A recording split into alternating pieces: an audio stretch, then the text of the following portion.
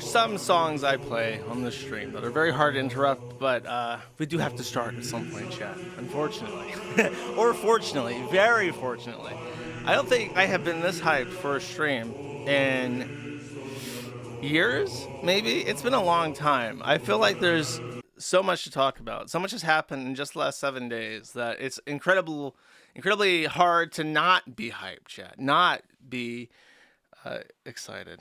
Today is Good Friday, and I kind of want to say that this is the only time I've ever streamed on Good Friday, because I change my stream date a lot, and Good Friday is a moving holiday, so it is unusual for these days to line up. So it's all very serendipitous. It's a very happy Easter weekend indeed. So yeah, a lot. And I've been losing sleep recently. I've been staying up later and later to take care of stuff because there's a lot that I have to do. And I was afraid that I would be sleepy for this stream because I knew it would be hype. I've been preparing for it for days now. And I was like, oh no, am I going to be tired tomorrow? But guess what? Another serendipitous occurrence has happened. As you know, I quit caffeine entirely over Lent. Lent is now over. I have not had a drop of caffeine. No coffee, no Monster, no tea even, no caffeine pills. I've been on long trips even, and I've not had any caffeine whatsoever. Not a single fucking drop. I am in agonizing sobriety. But I made it. I made it, chat. The first time probably in my entire life, going back to when I was like 9, that I've gone a full month without any kind of soda, any kind of energy drink, any kind of tea, any kind of coffee, nothing, not a single thing. Really, it's actually kind of crazy when you put it like that. I've been caffeine dependent my entire fucking life. I don't know what I'm gonna do. I might continue, I might not. I think a coffee a day or something is not going to hurt me. So I probably will get back into drinking coffee or something because it helps jumpstart the day. But as I said, today is serendipitous because even though I've not drinking any coffee, you might notice I am somewhat high energy despite my sleeplessness. And that is because I have allergies. And, and on my last stream, I was congested. I had a stuffy nose. So I went to the store and I got some over-the-counter Claritin. And I remembered, oh yeah, this shit has ephedrine in it. I'm high on ephedrine, chat. I'm high on ephedrine for the best possible fucking stream that I could be high on ephedrine. So, let's go. Let's go. All right. let's just get into it. Let's start with a little bit of cute news, because this stream is going to be so nostalgic for a variety of reasons, not least of which is HOMESTAR Runner putting out a new video. Apparently he does put out 1 to 3 videos a year, but this one celebrates HOMESTAR Runner's 25 years of existence on the internet. If you don't know what HOMESTAR Runner is, you're either foreign or you're very young. HOMESTAR Runner was a viral website, one of the very first viral websites ever on the internet. It was something that every school, every elementary school across the entire country, you'd pull up HOMESTAR Runner on the iMacs in the computer lab and you'd watch HOMESTAR Runner. And it's just goofy. It's very inoffensive. It's very silly. It definitely appeals to kids, but it's like this guy hasn't changed at all. He's even using Flash to animate his fucking videos still. He does all the voices perfectly. And I found out that there's a thing called Ruffle, which is a built-in Rust, by the way, built-in Rust. And it's a web shim, a web binary program that allows modern browsers to play Shockwave Flash as if it was a native program, which is just crazy to me. So, and it's built by one of the guys that started Newgrounds. And if you don't know what Newgrounds is, you're very young. But back in the day, before YouTube, before video codecs could be streamed on the internet reasonably because of bandwidth constraints, because back in the day, even servers, even enterprise servers had serious issues with bandwidth. Back before then, what you would do is you would use Flash to do dynamic content, and Newgrounds was a repository for Flash that was very popular. So crazy times to see HOMESTAR Runner surround, and it's very soothing. It's like, you know, everything's changed. And this song, by the way, is great. I would actually recommend you watch it because it's called Back to a Website, and the whole thing is just about how the internet used to be. And there's so many callbacks to old internet stuff and how the new internet sucks ass. And I really appreciate it. It came out like literally the best time possible for this kind of nostalgia, because this whole week has just been nostalgia for me, basically. Super cool. Awesome. I'm happy to see it. Genuinely. Let's check on my enemies, chat. The Internet Archive is being sued for $700 million by a coalition of major record labels for piracy.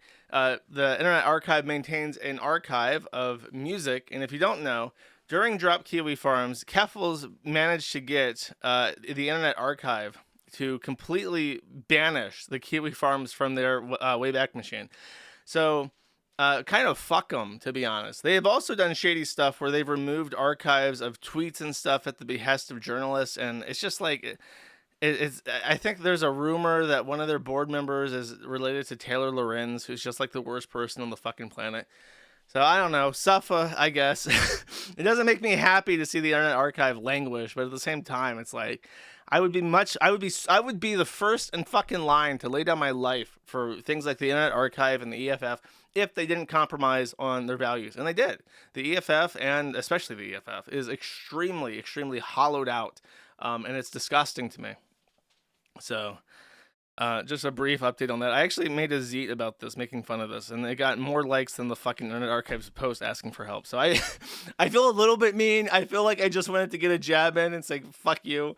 But I might have actually done a lot of harm to the reputation in doing so, so I don't know. I feel a teensy tiny little bit bad about it, chat. So yeah. Let me get the hamster out, because I haven't been talking about news, but I'm about to talk about news, and that requires a news hamster, as per protocol, chat. News hamster up on the ready, the pseudoephedrine coursing through my veins, reminding me to bring up the hamster for the first time in maybe 3 years of doing this podcast, one time. Next, the United States Courts of Appeals for the Fifth Circuit. This is a big thing that you've not heard about. This is a big decision. So the FCC sued AT&T, the telecom provider in the United States, for mishandling user information that resulted in a data breach exposing, I think, 70 million customer profiles to the internet. The FCC has rules and regulations that oversee how you have to handle personal consumer information like that. I'll give people a second to tune back in. Come on, chat. F5. Let's go. Okay. Everybody's back. Great. Wonderful. It's not even me. It's not me. It's somebody else. Okay. It's not my fault. So what this means, what the decision says, and this is upholding the appeals court, is that a year ago I talked about on my stream how there was a decision that reversed course on an old decision that permitted agencies of the government to have judicial power. When an agency is formed, if you don't know, the United States does not have a constitutional provision for agencies. All the agencies in the U.S. are basically started after FDR in the 1930s in response to the Great Depression, where he ruined the country effectively by creating a system of enabling acts that create agencies that handle parts of the government supposedly more efficiently, but more cumbersomely for everybody. And the way that this works, in order to try and appear constitutional, is that an enabling act created three different things. You had to mirror how the government works in full. You would have an executive branch, you would have a judicial branch, and you would have a legislative branch. So you would have an executive branch that was picked by the president. That's who the secretaries are. You would have a legislative branch that passed regulations, and that's what a regulation is. It comes from the legislative branches of the different agencies. And these must comport to the Enabling Act's rules of what the agency can oversee. And then you had a judicial branch, which was administrative law, which is a fucking nightmare. So if the FCC fined you, you'd have to go to the judicial branch of the FCC and handle the administrative law and appeal to them directly, which creates a conflict of interest. If the agency regulating you is also the agency that's going to be deciding your cases, they're basically going to get away with doing whatever the fuck they want, right? So, this was challenged in the Supreme Court, I want to say 50 years ago, and it was upheld that this was constitutional. But just a few years ago in the new Supreme Court, they upheld that this was not constitutional, and it actually infringed your Seventh Amendment rights to a fair trial. So now, whenever a agency attempts to enforce something like a fine for dropping 70 million customer profiles due to a hack, they can appeal that to the real courts, and the administrative courts don't have any power.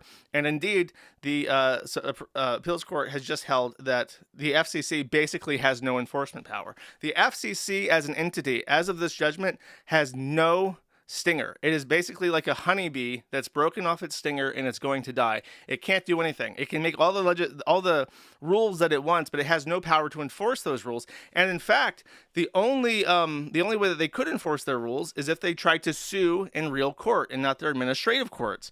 But as a caveat, there exists no agency with an enabling act that explicitly permits them to sue in court. So they don't even have the right to sue in court, and they can't compel the Department of Justice to sue in court on their behalf unless they broke a real law that's not a regulation. So not only does this impact the FCC, it impacts all government agencies. They've all been completely defanged. The agencies of the United States government are now defunct entities that don't have any power. And the only way that can be fixed is if the Congress passes laws, and there is fat fucking chance that right now the Congress of the United States is going to pass a law that enables the FCC to be a dickhead to people. So crazy ruling that will impact your life if you live in the United States, because all the myriad of agencies that exist are now useless. Completely fucking useless. So expect ramifications about this. Expect, once people actually figure out what this means, expect them to talk about it, and you're going to hear a lot about this because it is a big fucking deal. The entire established order of the United States has just been turned on its head, and nobody has really realized it yet. Next, Google lost its lawsuit as well, and it is declared a monopoly in the ad market. Google AdSense lost its lawsuit. It controls like 99.98% of all online marketing. It integrates tightly into its Google Play Store and into YouTube and so on and so forth with no competition. So the courts are going to have to decide, how are we going to split up Google AdSense now? And honestly, I can't be fucking happier. A long time ago, by the way, not only fuck advertisers, but a long time ago when the Kiwi Farms was brand new, I had Google ads on the Kiwi Farms. I would put them above a thread and below a thread and in an inconspicuous spot on the sidebar. 10 years ago, those advertising spots generated the Kiwi Farms $200 of income. And this was when we had like 100 people that would browse the site. If I could actually monetize the Kiwi Farms like a real entity, I am not joking, I think we would make at least $30,000 a month, probably 50. And then I could reinvest that money into the site. But they, advertisers and the payment processors, they get to decide who makes money in this country, and I don't. So I can't be happier. I hope Google gets completely fucking ruined. I hope that all the Pajeets working in Google get fucking deported. I don't care where they're from. They don't belong in this country. They have anti-American values, and that I live under them. I live under the technocratic rule of a Pajeet upper class that does not give a fuck about me, does not give a fuck about Americanism, doesn't give a fuck about the Constitution, and just wants to make as much money as humanly possible so they can import more Pajeets to fuck me over long term and fuck over any family that I have, any people living in the country. Fuck them, fuck all their companies. I hope all these big tech companies go under. I hope all the fucking Jeets get deported. Next, New Jersey suing Discord for putting children at risk. I have shown my DMs. I hope there is nothing in there. I guess I'll find out. I will suffer the consequences of my actions at some point. So New Jersey is suing Discord and about exposing children to risk. Now, you could say that this is meaningless. Nobody cares about New Jersey. Fuck Discord. Actually, I could say that. Fuck Discord. I was watching the Kino Casino, and they were watching a video that had Discord sound effects to as just like a sound effect, and the chat was like, "Oh my god, I keep thinking my Discord's going off," and PPP was like, "Oh my god, I've checked my Discord 3 times too because I keep thinking it's my Discord." Meanwhile, me, impervious to the black magic. You people trained like dogs. Yeah, you hear doop doop, and you're like, Discord message. My kitten might be responding to me with more feet pics. My kitten might be responding. Oh, it's a video. God damn it. And then you get that crash. Like, God damn it. Don't put the Discord sound effect in your video. I think it's my Discord kitten messaging me. Me, in my zone, in my element, unfazed and unbothered by your Pavlov condition Discord beeps, chat. Be like me, chat. Anyways, fuck Discord. The consequence of this is more Discord users will continue to suffer. The beatings will continue, and it does not matter if morale improves because they don't care. Discord is implementing age and facial recognition software into their client to protect them kids. So what you're going to have to do, and trust me, this Discord is only doing this to protect them kids. It has nothing to do with being owned by Tencent. Now, all the boomers are concerned about TikTok being owned by Tencent because they use TikTok and they see people in their family use TikTok and their wives probably use TikTok to watch cooking videos, so it affects them. But they don't know that in the other room, their kids and grandkids are on Discord getting groomed into Discord kittens, so it doesn't bother them.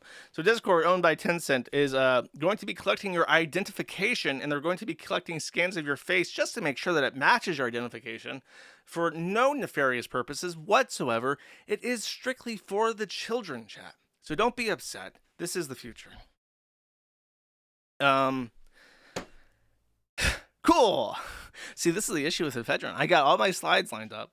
I'm almost through the news segment. We're 20 minutes in. Everyone's like, oh my God, Josh, you're going to be suffering today. This is going to be a 7-hour-long stream, chat. Bitch, I'm about to knock this fucker out in 50 minutes. Choo. Next. This is not technically news, but I thought I would announce on behalf of my community that the Kiwi Farms, the users of the Kiwi Farms, have published or completed their Doom mapping project called Kiwi Dreams. So you can find this on the front page. It is in the games board. It has the very prominent community tag in front of it. This is completed. So it has a whole background story. It has all these custom assets and stuff. Lots of references. I probably have to play this on stream or play it on local. So I have a list of like little stuff that I am preparing to do streams on. I have a funny like medical thing. Like they did a proper study that's been submitted to PubMD and shit. That's really funny. It's related to a locale.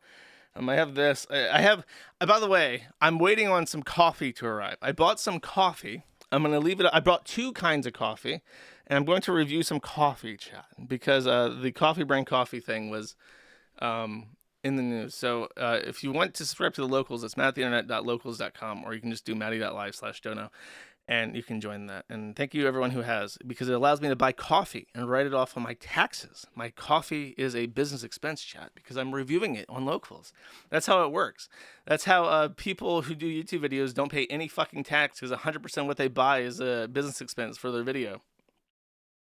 Fun fact. Anyways, very cool. I love stuff like this. I have a little bit of extra fan art that I'm going to be showing later in the stream. Fan art in fan creations like this and community art projects are the lifeblood of a community. If people aren't making stuff, you don't have a community really. Art is the byproduct of culture.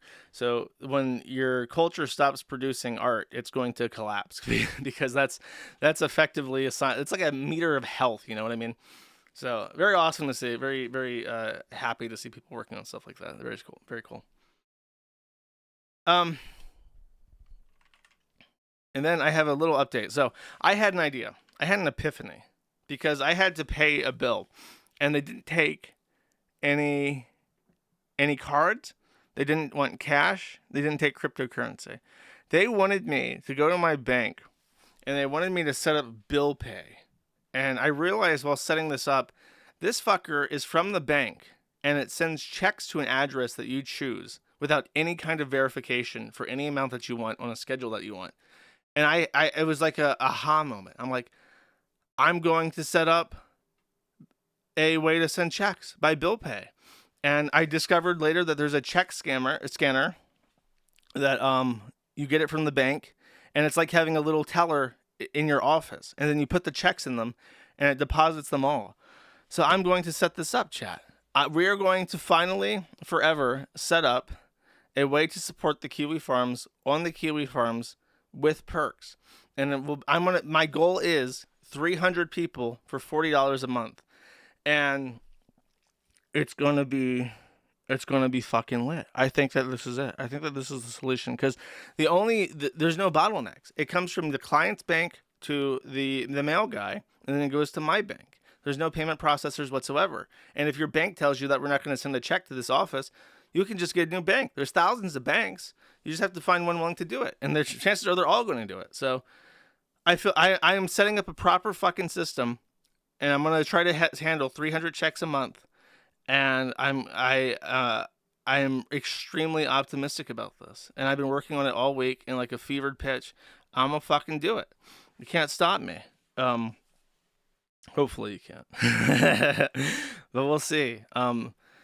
Maybe this is what I was being pushed to, chat. I've discovered that God doesn't give me anything that I want, but I have always gotten everything that I need. So maybe it just took this long to push me to the final solution of the banking problem. I'm just going to tell people how to set up bill pay, and I'm going to collect $40 checks, and that's my ambition, chat. Okay. No, it's not a check. It's a proper, because you can use your phone to e-deposit, but it's actually a machine that sits on your desk, and it's managed by the bank, and they make sure that your office and your business practices are compliant with bank regulations, and it connects directly to the bank through a private proxy, basically. And it's completely, like, there's no private information that I have to store. It just does it all automatically, pretty much. So it's not only extremely good for user privacy, it's more good for user privacy than using PayPal. PayPal sends you your fucking address and the email address to everybody you buy something from. Every time you use PayPal, you dox yourself. So it's more secure than that kind of shit because the documents get destroyed after a month, and there's no record of your the paid account. So it's like, if it works, it's like a silver fucking bullet. If it works how I think it works, it's like a silver fucking bullet. I can't imagine. I feel like not only can I do this, I can use it as a proof of like a proof of concept and tell other people this is how you do this. And then anybody who's willing to collect checks in the mail or have somebody collect it for them, they can make money regardless of what Stripe fucking wants. So I'm going to try it, and if it works, I'm going to set up a document explaining to people how to do what I've done, and hopefully we can enter an old school cool where people are able to do what they want with their money again. Cool. Merch run. I can't do it. Merch is harder to do with just checks. This is easier. But I think that money laundering, it's not money laundering. It's just you're sending a check directly to Locale LLC. How is that money laundering? It's just that there's a guy that lives at that address that can collect the checks for me and handle it for me. And he's already licensed to work with banking equipment like that. So no, it's not. It's literally not money laundering. You're sending it directly to who it's going to. Awesome. Next. For this, I will put on the Femham. And you know what, chat? I think that the Femham needs a little bit of music to go with her. You ready? Let's do it. Where's my music at? I have this all queued up, ready to go.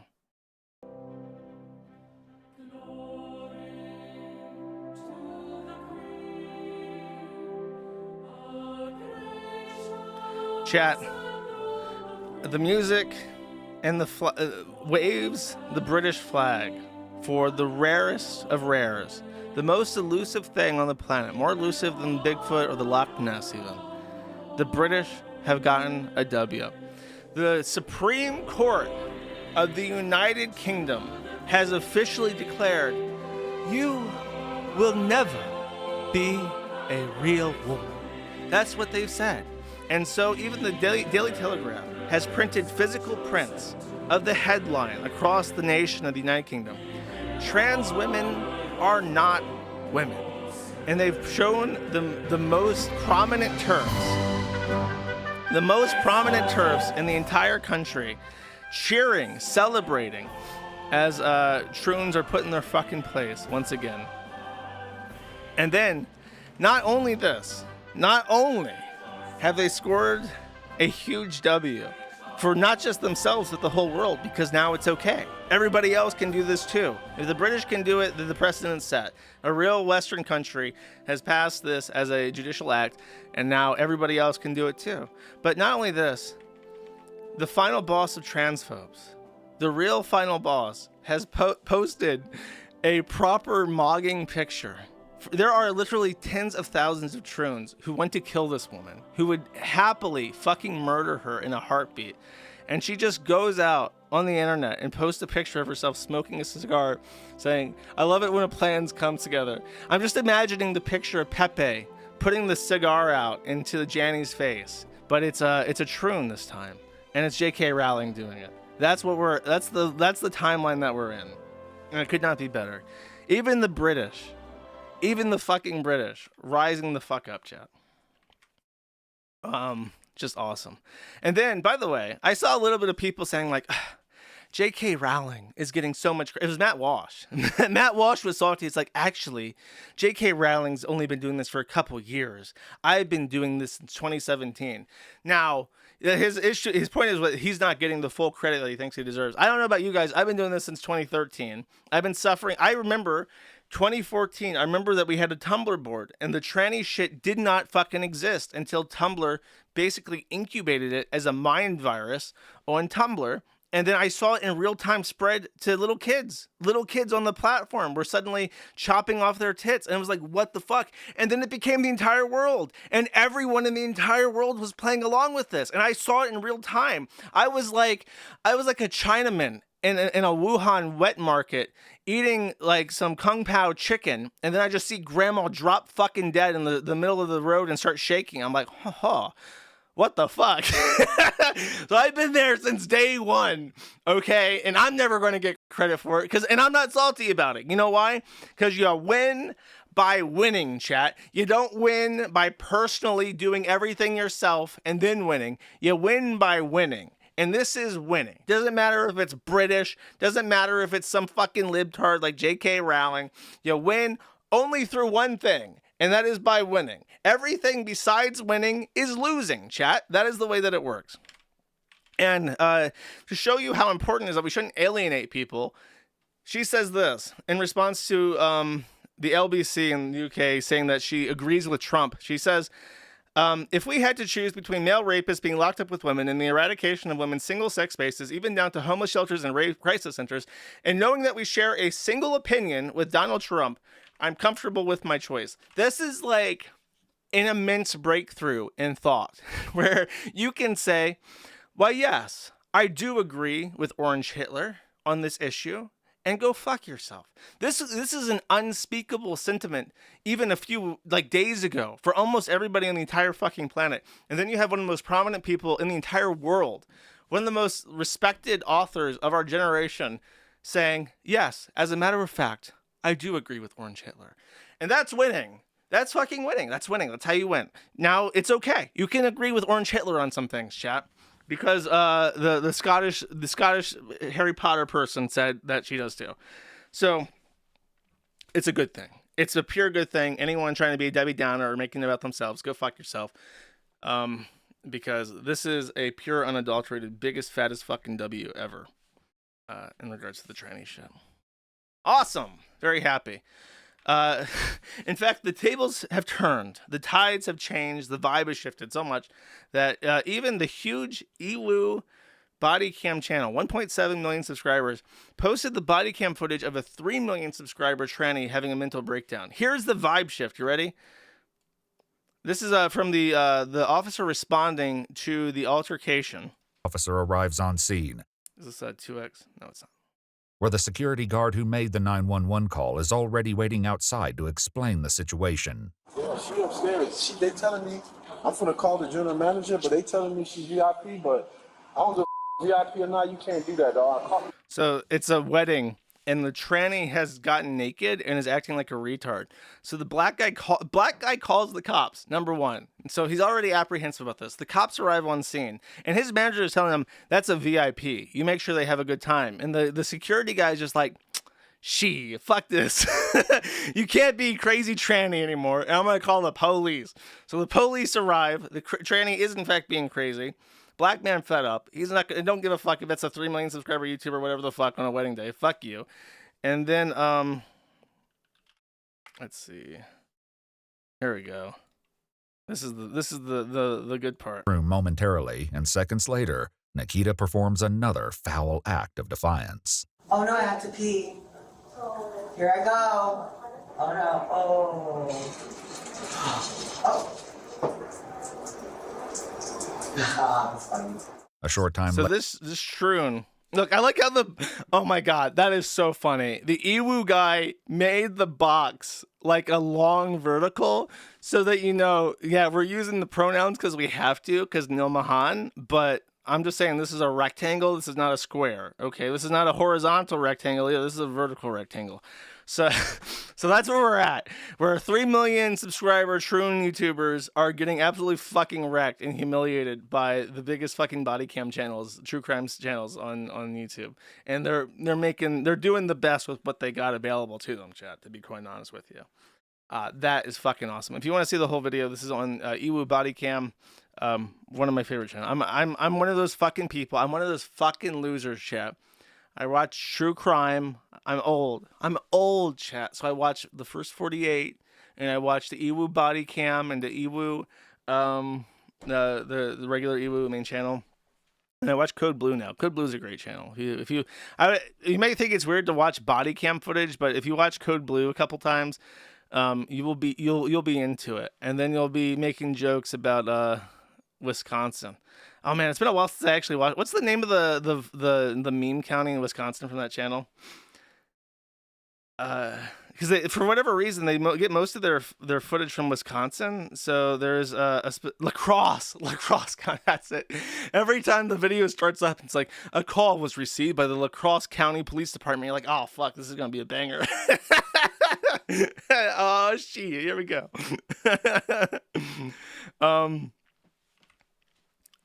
Cool. And then I think there's one more. Oh, okay. We got one more little update from ADF.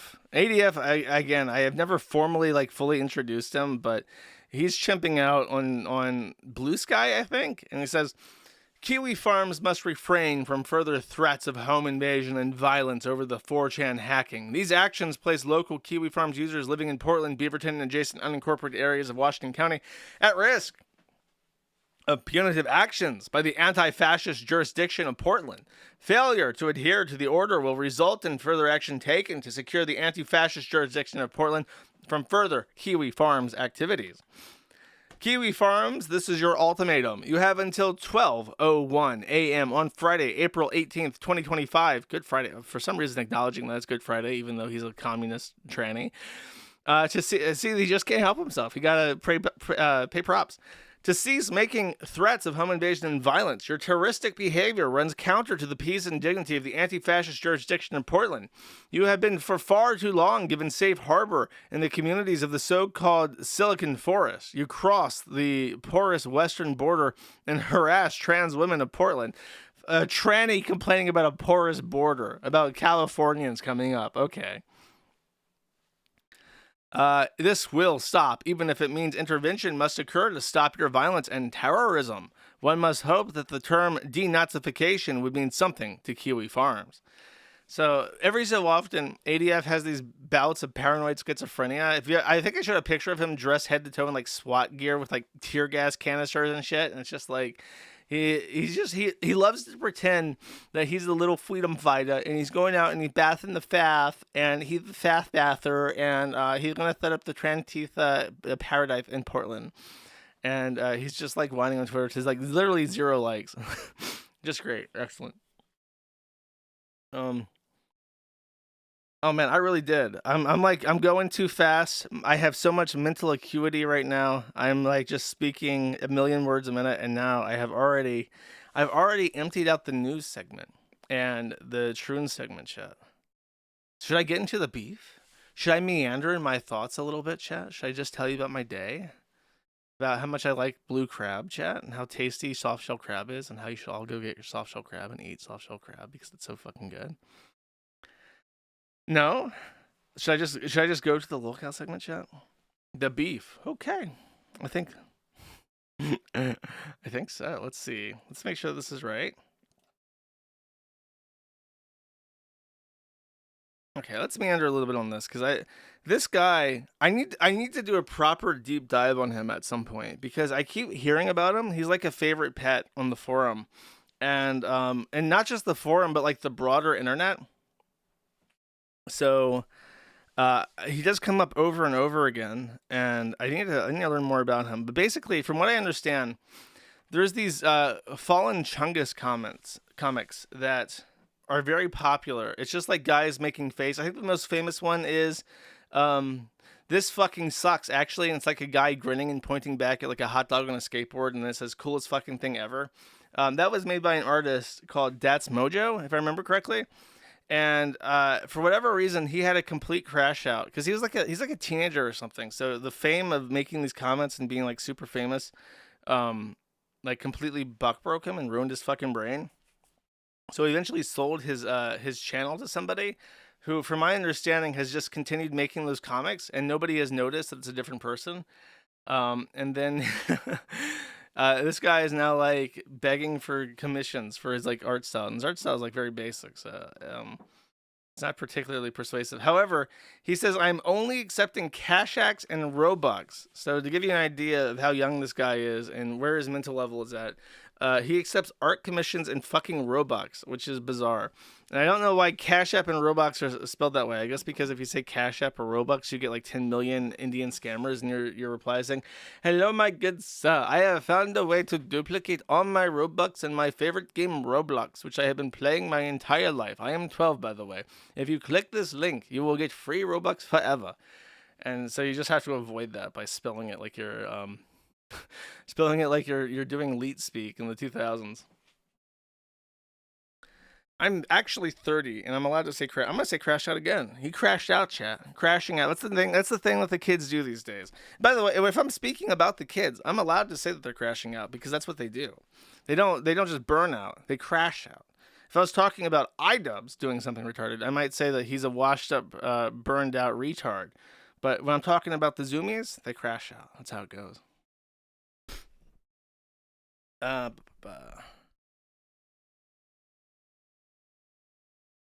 Let's see. He responds. This is the thing that he does. He responds to all the trolls, and this is why he gets trolled so hard. He gets followed by somebody also called That's Mojo using his art as his avatar. And instead of just ignoring this, he like responds to it and gives them attention. And by the way, his commissions post gets no likes, and then the post of him responding to bait gets like 50. Proving my point, unfortunately. Still a huge fan of your art, but if the simple action of me following you so I can see more is a trigger or some shit, I'll retract it. And it just started going.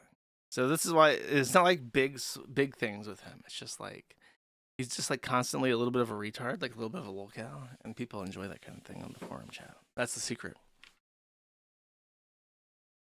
Okay, this is funny too. I've never even heard of these people, but it made me laugh. So I looked into this. This guy called Nick Pomlo, I think. I'm going to pull it up, actually, because it's on the thing. I think it's Pomlo. Polam, sorry.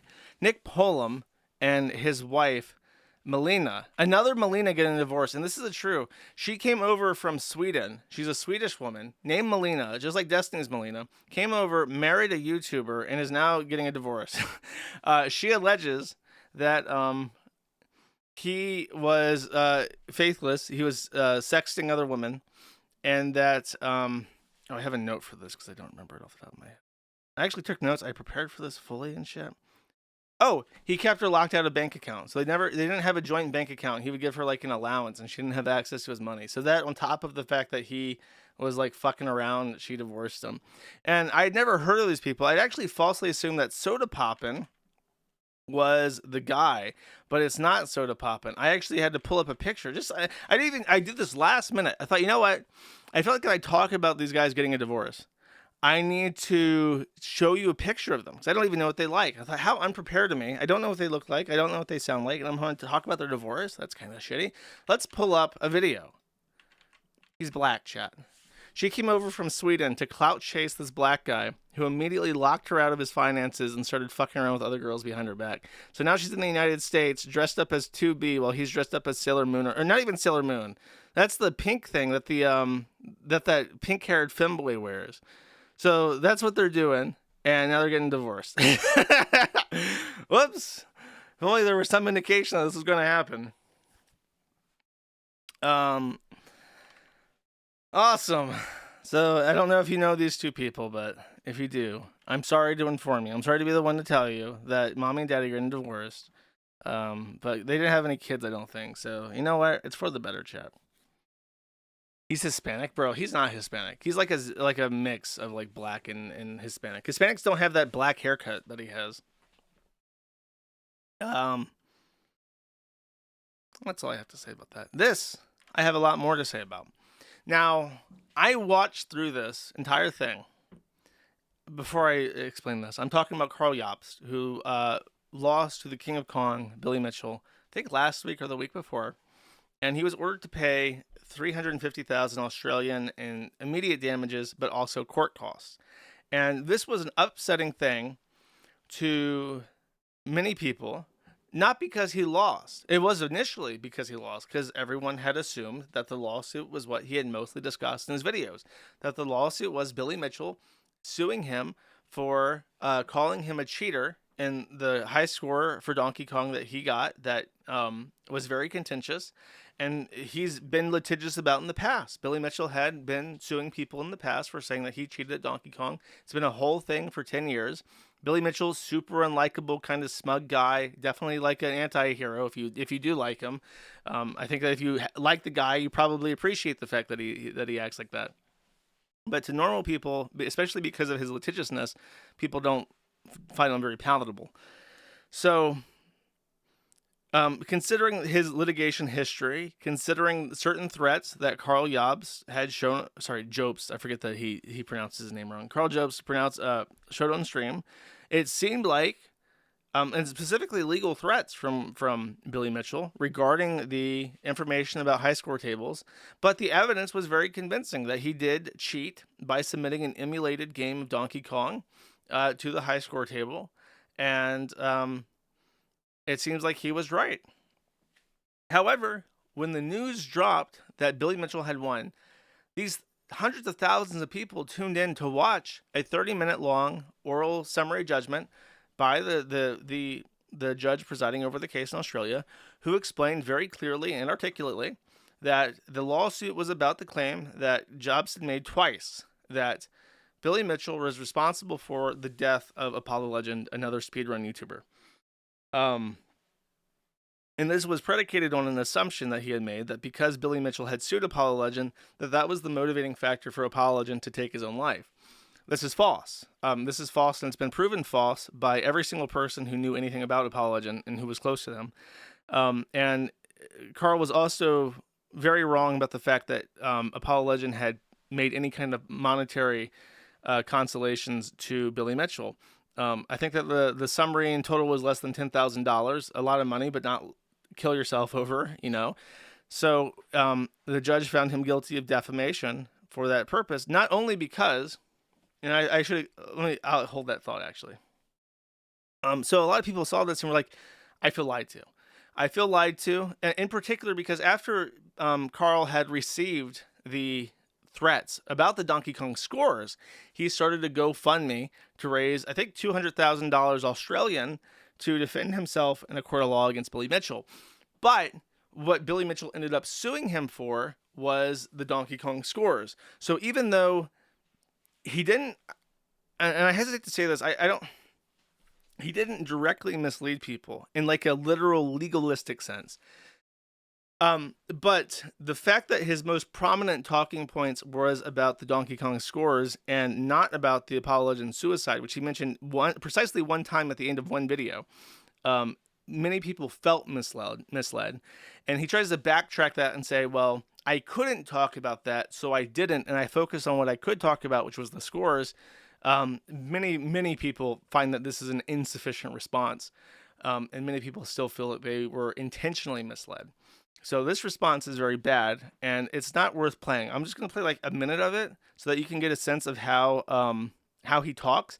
You would expect that maybe this video is a little bit more emotional or a little bit more personal, maybe him sitting down in front of the camera to talk about it, but let's see. On the 1st of April, I lost my lawsuit against Billy Mitchell, and the judge has ordered me to pay $350,000 in damages, plus interest. It goes without saying this is not the result I wanted or expected, and it's honestly quite shocking. Personally, I disagree with the judge's decision, and so I'm currently exploring any potential avenues for appeal. An appeal may stay the judgment on application until the appeal has concluded, which might result in several outcomes. That is the entire video. That's how most of his videos are. And in this one, he decided that he would play Minecraft footage for 32 minutes while discussing what had happened and his excuses for how he misled people. And I find it extremely unconvincing. I'm sure most other people do as well. I feel like it's completely inappropriate, and I feel like if you're going to do a video like this without showing your face, you should use a static background or anything more grounded than Minecraft footage, because it feels very flippant and that you're not taking it seriously. And I think many people would agree with that. However, while there's nothing in this video that I really want to show you, because I did watch through it and I would have clipped it if I had felt that there's something worth showing, what I want to talk about in regards to this is what is missing. He lies through omission again. In particular, first, I mean, the one thing that he says is that the judges flatly got it wrong, which I guess I'm not an Australian legal scholar, so I can't really opine on that. He denies that he did anything wrong. And what he really glosses over is not just that he accused Billy Mitchell of being the main contributing factor to Apollo Legends suicide. He ignores the fact, and this was one of the big points of contention. You might forgive him for not talking about the Apollo Legends suicide thing as a whole, as a part of his case, because he says that it could harm his case if he talked about it. You might be willing to forgive him. But what many people found unforgivable was the fact that Carl Jobs is personal friends with Easy Escape and Dark Viper AU, who are other YouTubers, I think, that do content on speedrunning or video game stuff.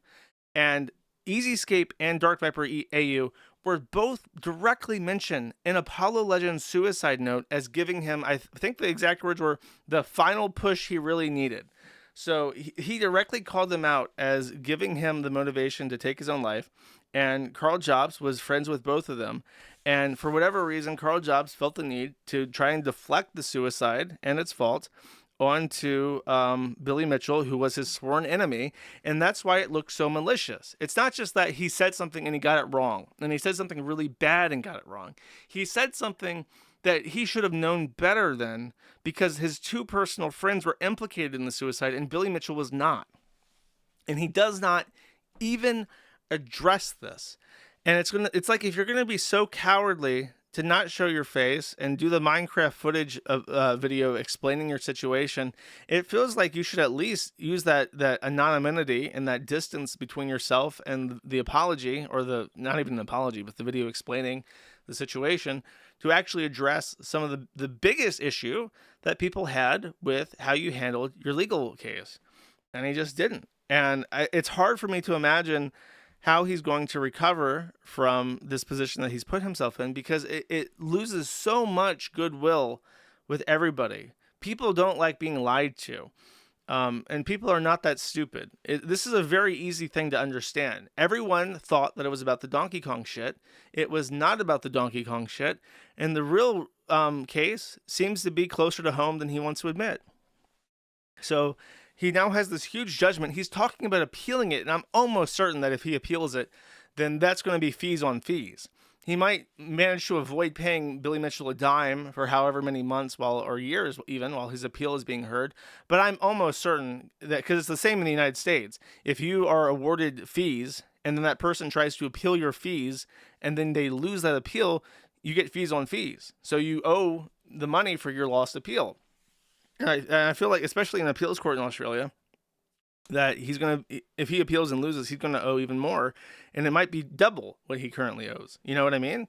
Because the appeals process can take as long as the actual trial, because they have to review this birth of information. So it's a lot, and it's very egotistical. And I feel like what Carl is doing, not that I can get into his mind, but because his videos get so many views and his videos are monetized and he has sponsorships and stuff and affiliate links, I feel like he's calculating his legal strategy around the idea that his income will remain stable or mostly the same. And I don't know if that's going to be the case. I feel like he's personally irritated his own viewers to such an extent that a lot of them who do follow him strictly because of the Billy Mitchell stuff are going to stop watching. So it's hard to say. You know, the YouTube money machine is a very strange beast. It does what it wants. So maybe he is actually making so much money that he can keep playing games in the Australian court for forever. But if he at all relies on stuff like Patreon, I don't know if he does. It doesn't show anything, so yeah, I don't know. It's a risky gamble. It would have been much better to apologize and just move the fuck on, I think. But he's a sore loser, I suppose, and we'll see how it goes. I will definitely talk about this if he does appeal it. Fees on fees. That's the SpongeBob guy, right? You know that? You know Teddy Feezer?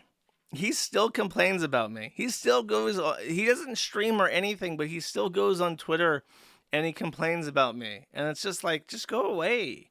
You have no business being online anymore. Just fuck off. Teddy Feezer, dude, I don't even remember. He's like a Nick Fuentes associate or something, and he streamed on Cozy. And then he became like a pet lolcow of PPP personally, because they had some kind. I think Andy Worski was like briefly aligned with, or was friends with, or was associates with Teddy Feezer. And then something happened and Feezer never got the fuck over it. So PPP has just been making fun of him relentlessly for years. And it's like a guy that nobody on the planet Earth except PPP cares about. And for some reason, Teddy Feezer, instead of just fucking off, stays online and continues to make an ass of himself and see the fact that PPP makes fun of him. And it's a truly bewildering thing. Like I told PPP, my take on Teddy Feezer is that he's somebody who has all the liability of being an e-celeb without any of the benefits. Like when you become a public figure and you do streams and you talk about stuff and you get viewers and money from your viewers, the downside of this is that you're a public figure and you're scrutinized, you're harassed by weirdos. And Teddy Feezer is somebody who maintains that public profile enough that he is definitely going to get negative attention, but he doesn't make any money of it whatsoever, and he's not even trying to make any money of it. At least with certain people, like fucking Gator doing the Anime Boomers podcast, like you can see that there's this thought that if I just stick it out long enough, I'll develop a dedicated fan base, and then I might actually get somewhere with this. Teddy's not even doing that. He's not streaming at all. So he just shows his ass constantly, gets his ass kicked constantly, and then has absolutely no ambitions of ever, recouping this lost time. It's just like an endless permanent time sink that he never ever will ever get out of. And it's truly like, what the fuck?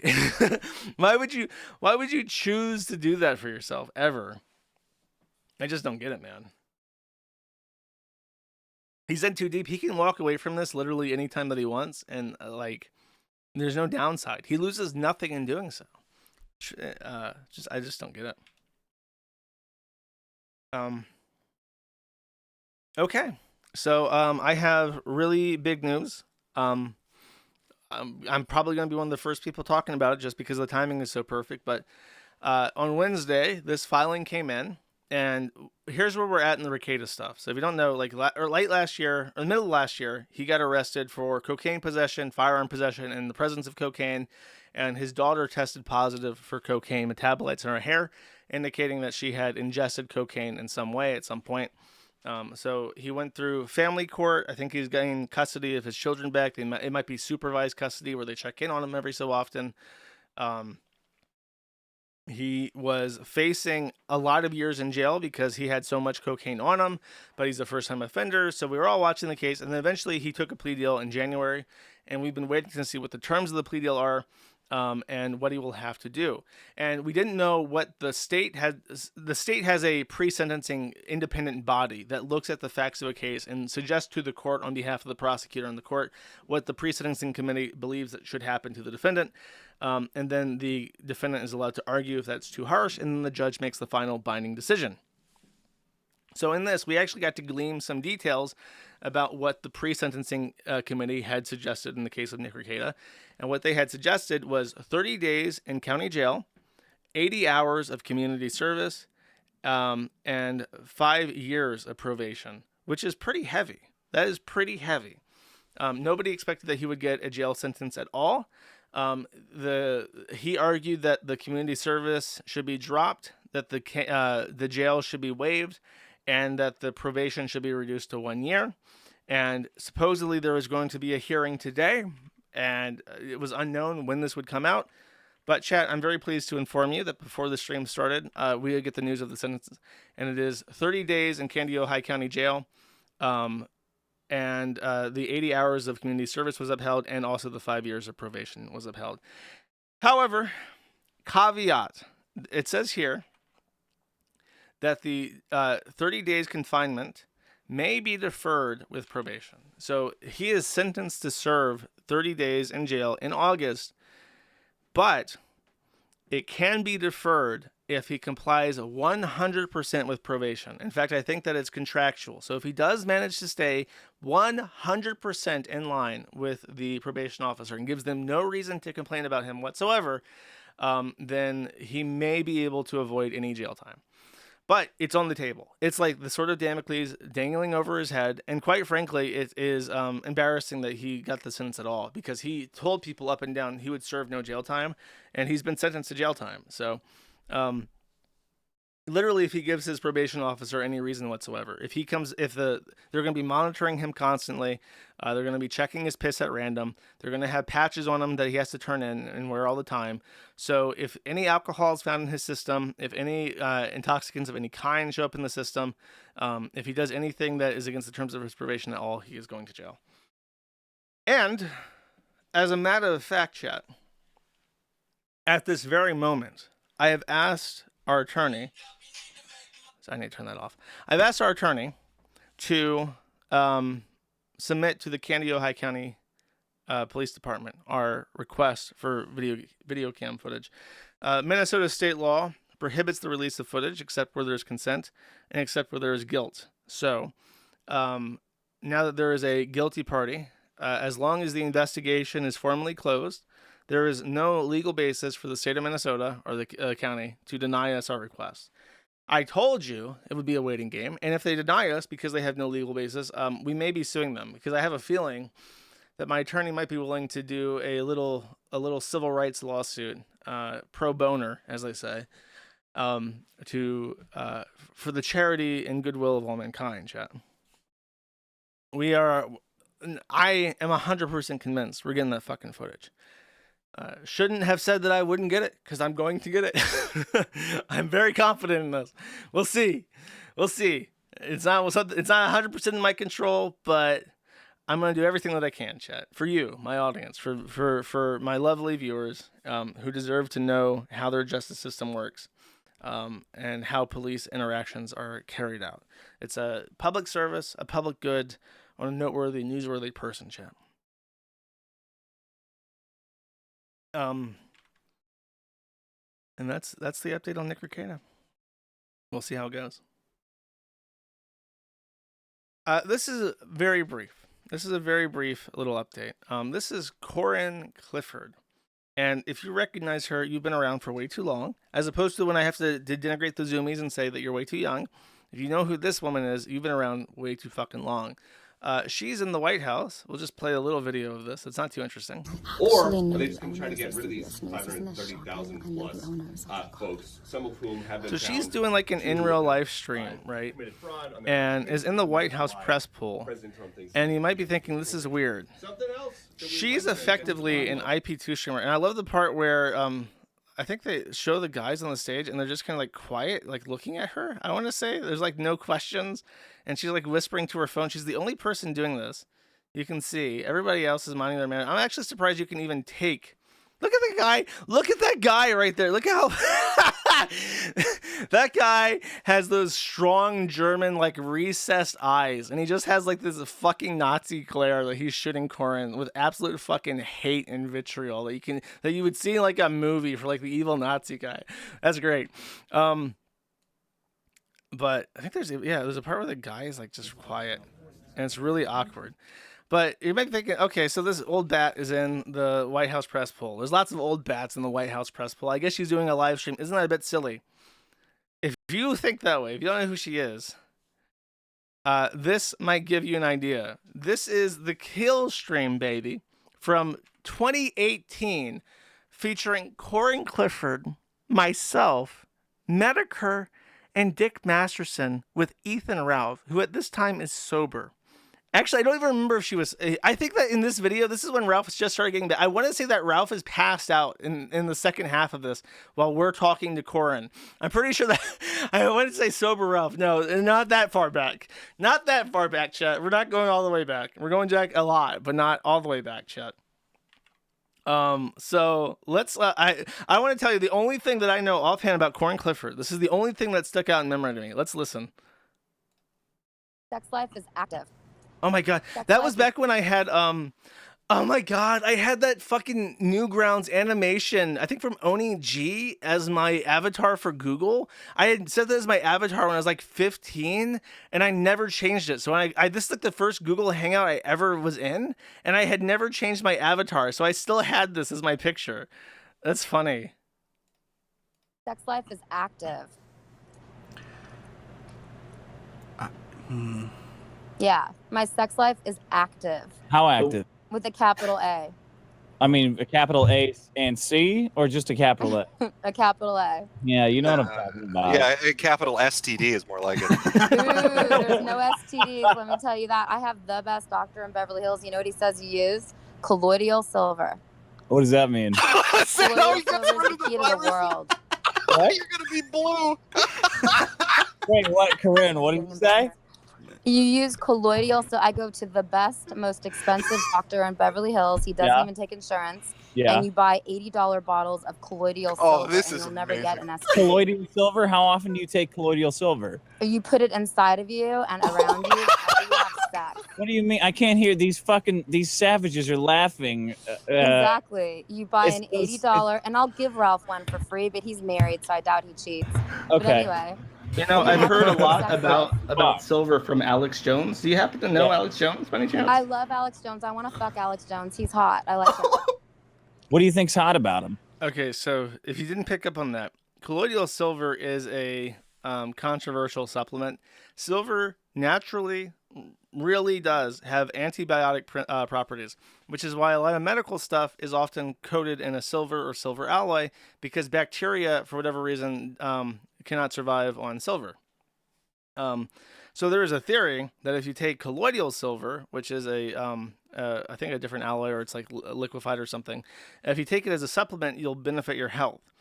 However, there's a little quirk with colloidal silver. Your body can't process it. It doesn't go away. So that silver, which has a natural bluish tinge to it, never leaves your body. It's not toxic. It doesn't hurt you, but it ends up in your like fat repositories. So if you take it over a long enough time, you turn blue. Literally. If you look it up, you'll find people who are blue because they take colloidal silver supplements every day. Corin says that she uses it as an anti-STI cream. So she puts colloidal silver in her vagina, chat. Now, I don't know. I don't think anyone on the planet Earth except Corin and the people that have fucked Corin know this. I don't know how colloidal silver interacts with the vagina. So there's a good chance, there's a non-zero chance that this woman has a blue vagina. And hopefully we never, ever find out. But there is a non-zero chance that that is the case. And she did live in real life live streaming where she went around I want to say the streets of Compton with her selfie stick out and talked to the text to speech, and they were blasting out racist music, and she got mugged by a black guy while she was there. She somehow did not die. And then she disappeared off the face of the fucking earth for a while. I think she had to do her own podcast, and now she's in the White House press pool. So just as a little bit of a backdrop onto the crazy world that we live in, we now live in such a timeline that Blue Vagina Lady is in the White House press pool doing in real life streaming next to the press secretary of the United States of America.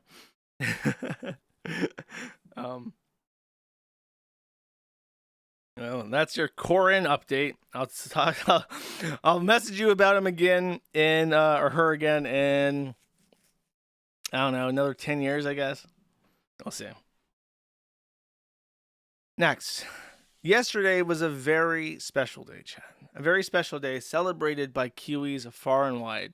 It is Boss Man Jack's 30th birthday, which unfortunately he is not spending with us, his adoring fans. He is spending in a rehab facility. So, if you want to go through his thread, I would highly recommend it. Let's see what this clip is, actually. I didn't play this. Hey, bro. Look at this.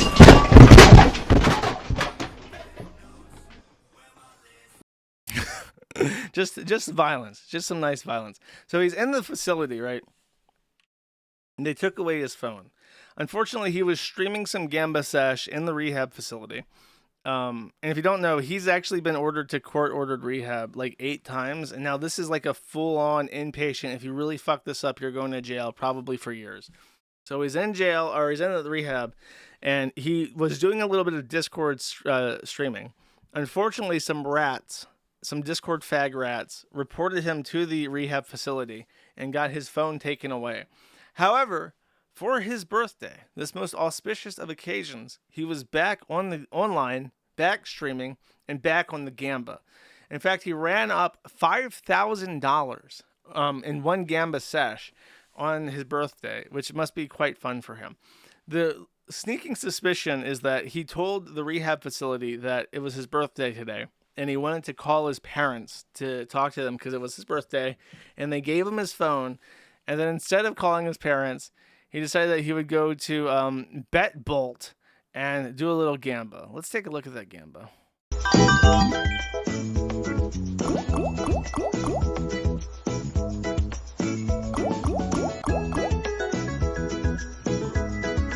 This is not the big win I was hoping for. This is just him showing that he's betting, I guess. I thought that he ran up 5,000. That's what I was told by the Bossman Jack people. Let's see. I was told that he ran up $5,000. I guess he's still active, and that's what they're talking about. He's probably lost all that fucking money. Did they make this up? I'm gonna yell at them. I'm gonna yell at them right fucking now, actually. Did you guys make up the $5,000? You fuckers. No? What happened to the $5,000? Where in the post? What post? He doesn't even say this. No, that was his 29th birthday. There is no video. The post with the clip. Did I skip this? He says he came up. He was doing $1,000 mines, and he came up. Oh, that's why he posted the video, because his balance is $5,600. Okay, that was not clear to me, but now I understand. He did, in fact, on his birthday. The Kino chat did not let me down. They They were right. So he ran up $5,500 on his birthday, doing a little gamba sesh.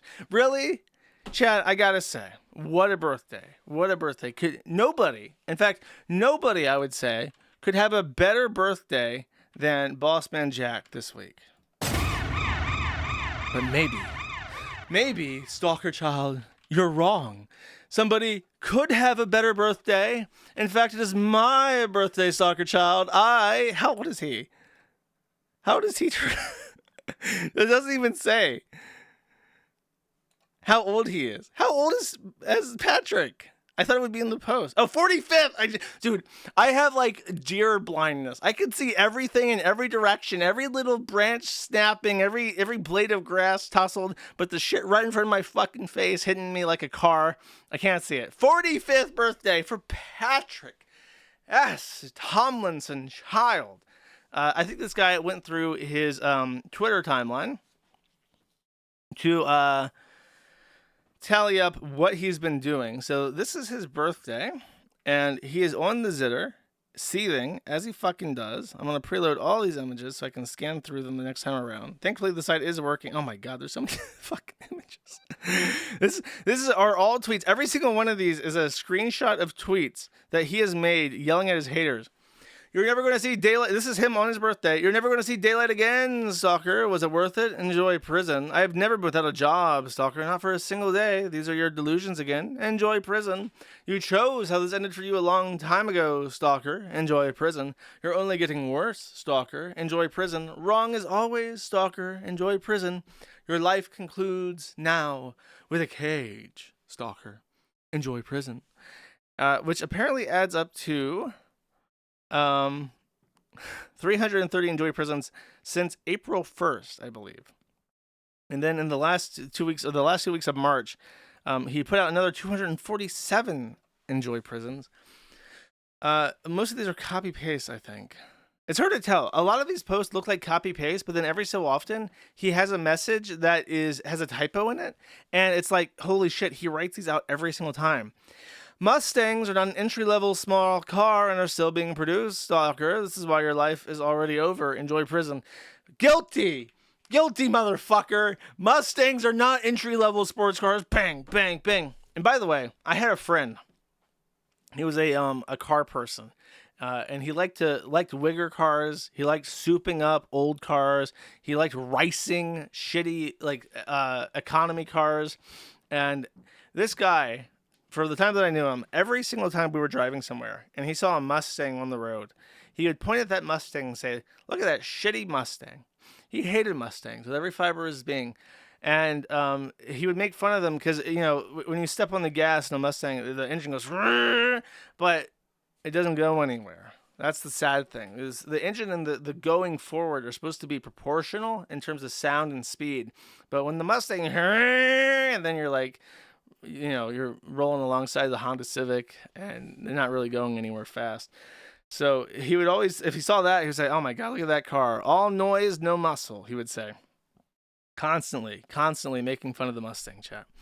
And then the last time I spoke to him, many years ago, he said that he had bought a Mustang. And he said, actually, they're not so bad anymore. I'm like, you piece of shit.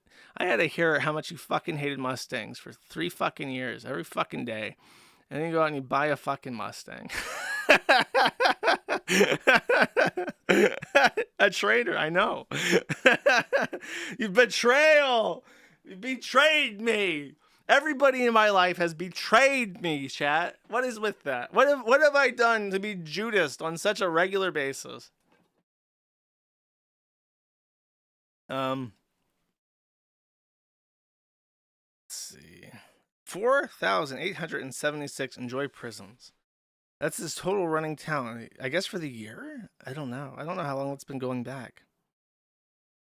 The childing report. So this is 37 child. He's calmed down on his childing, I think. No, child. They did exactly none of those things. Hush now. Adults are speaking. No, child. It wasn't. No, child. He wasn't. You are the product, child. That's not how anything works, child. I only trigger at the range, child. You've already been dismissed. I perform on a stage, child. This isn't one Go pay Uncle Ilan another $11 or whatever he's charging you fucking losers this month so he can keep pretending to be important. No, child, it didn't happen. No, Doge did not find a solitary penny of fraud. You are an idiot. Garcia escaped El Salvador as a child. He is not and was never a gang member. You, however, are a Nazi. Excellent. So, I think Bossman Jackson. I gotta be real with you. I think that our boy Bossman is having a better birthday. Is he? What's his handle again? Stealthy Geek. Okay, let's see. I'm gonna check this real quick. I'm gonna see if he's active on Zitter as we speak, chat. As we speak, as the stream is ongoing. Do I have any account that's not blocked by him is the question. Actually, you can see tweets if you're blocked. From Stealthy Geek. Latest. 1 hour ago, the Supreme Court disagrees, Nazis. An American citizen has been jailed by ICE. His mother produced his birth certificate and social security card to the court, and the judge agreed they were genuine, agreed he is a U.S. citizen, agreed the detainment is unlawful, and does not have jurisdiction to order his release. Sorry for her daughter's death, but this is racist as fuck. This woman is trash. My name is not Jen Stalker. Jennifer is her own person, living her own life, something no longer available to you due to your obsessive crimes against my family. This is why your life is already over. Enjoy prison. You chose to conclude your life with a cage long ago, Stalker. Enjoy prison. This is why your life is already over, Dan. Enjoy prison. Excellent. This is all from the last 2 hours. Oh my god, he had posts 5 hours ago.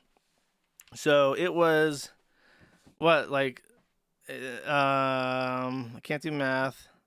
7 a.m. He woke up 7 a.m. on his own birthday and decided, no, child, would be how he spends it.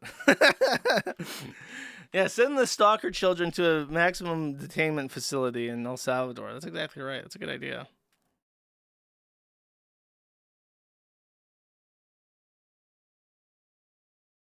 Okay.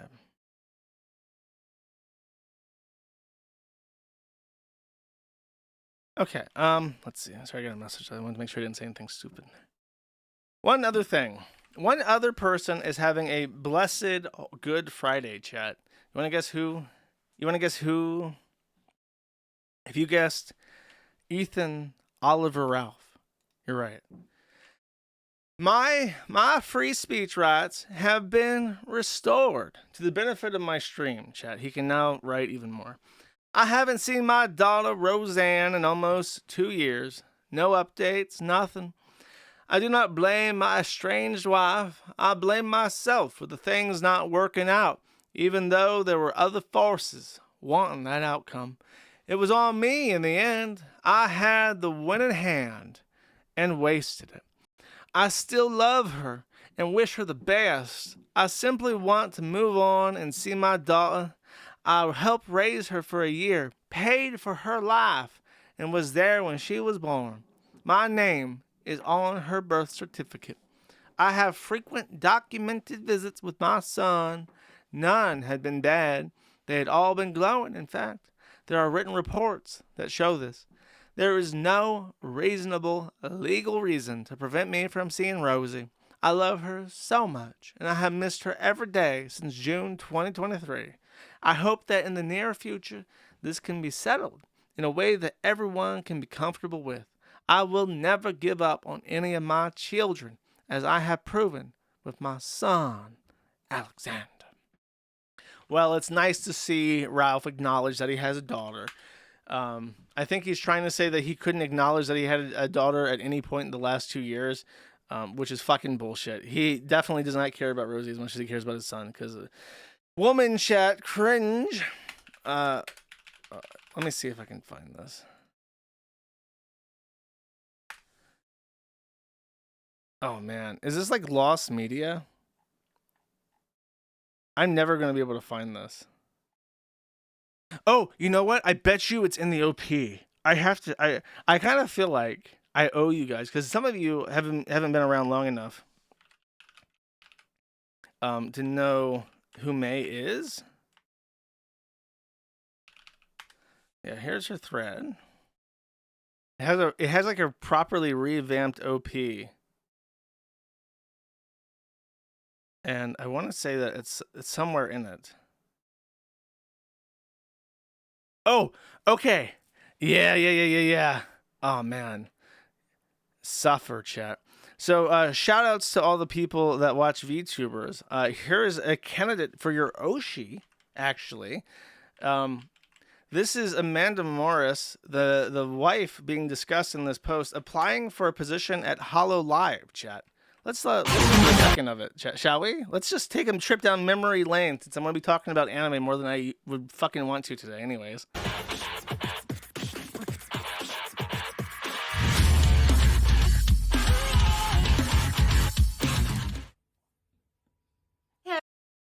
Oh, you guys might be saved.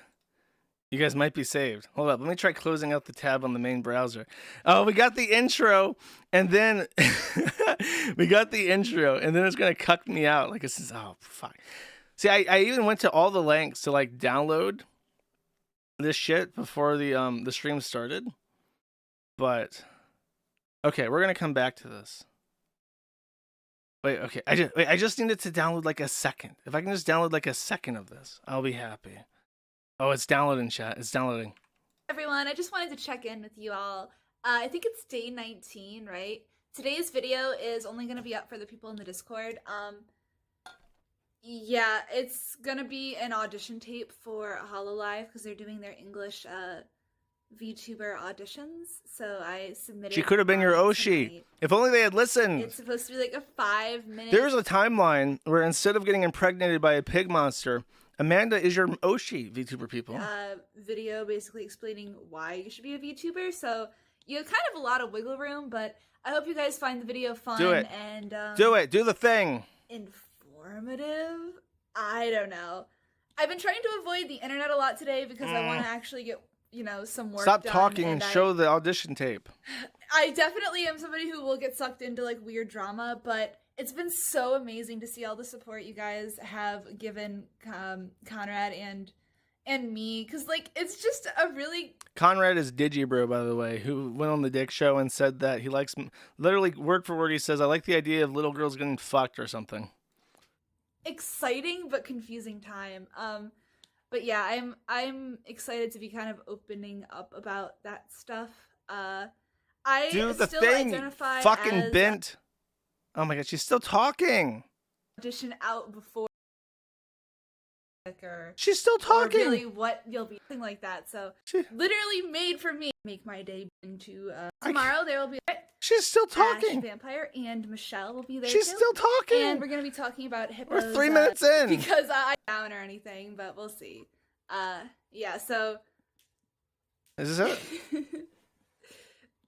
I do want to. Oh my god! Like, she's still talking. Channels. Also, would like to start making maybe something to do on 2D or 3D or both. But is this yeah. it? I'll see you guys tomorrow. Oh, thank God! Enjoy the audition clip. Bye. No, this is it. Konnichiwa. Yeah, suffer. Yeah. I'll see you guys tomorrow. Enjoy the audition clip. Bye. Konnichiwa, hello live from Virginia Beach. My name is Pantsu Party, aka Amanda Morris, and I'm a YouTuber / creative individual / someone who identifies with being born into the wrong dimension. Tragically, I just truly do not fit into the third dimension, so... Dude, There's a real world Japanese businessman in Hollow Live, which I think is the biggest of all the VTuber agencies, who sat down and had to watch this fucking clip at least for a second. I want you to imagine what his face... Dude, imagine... we need the archive of all the submissions for VTuber applications. Can you imagine the wealth of content that sits on a HoloLive server right now somewhere in fucking Japan? It must be the worst thing ever assembled by a human being, ever, for any reason. Wow. As you can see, I'm a goofy girl who really embraces being themselves, and I love to try new things. I am really good at technology. I pick up on things really fast. just within this Just past like month, she picks up I've picked pig up semen Adobe very fast. Premiere and have learned how to use that software to edit tons of videos. Actually, a video every day for this whole month of May. So please check that out on Pantsuit Party if you want to see more of what I'm like and what kind of things I come up with. I mainly like to focus on anime-related. This woman is raising a daughter right now. Ralph deliberately impregnated this person. Japanese. I love gaming. I was super obsessed with Animal Crossing when it came out. I'd love to do lots of like sandboxing. Okay, I'll end it there. I just want to make everybody suffer. When I don't make my chat suffer, they get uppity. That's how it works. You got to put them in their place every so often. All right. This is a bit of a toss-up. If I want to talk about the 4chan hack first or iDubbbz first. You know what? I think that I'm going to do the 4chan. Since we're already in the fucking VTuber realm, I've already penetrated that bubble. I have something to say. I'm a little bit peeved about this. Let's put this on stream. This is fan art from somebody named Lawgiver. I showed some fan art from him on, not fan art for the stream, but he did like a custom drawing for a, for the Gordoverse, I think, where it was like a diagram of all the associations of the Gordoverse. And it was cute. I showed it on my stream, and he was very happy about it. So when the 4chan hack thing happened, he went out of his way to make some fan art for like a segment banner for this. And I said, I will use this because it's the only appropriate time to use something like this. And as I mentioned, art is downstream from culture. If you don't have art, you don't have culture. I received, after I said I would use this, a letter from a viewer who may be listening, hello, who said that she was going to stop supporting me in my endeavors as a combination of things. 1, I timed out a user for 7 days for getting into a slap fight. 2, I opened the VTuber board. 3, I have been handling the 4chan thing by being welcoming to people who want to start posting on the Kiwi Farms. And the final straw, I said that I would use this on my stream. And she said that my appeal is that I don't enable man children who watch anime shit. And I find that very offensive and frustrating because the Kiwi Farms is small. The Kiwi Farms is a very small site. And we are beset by very big enemies who are well funded.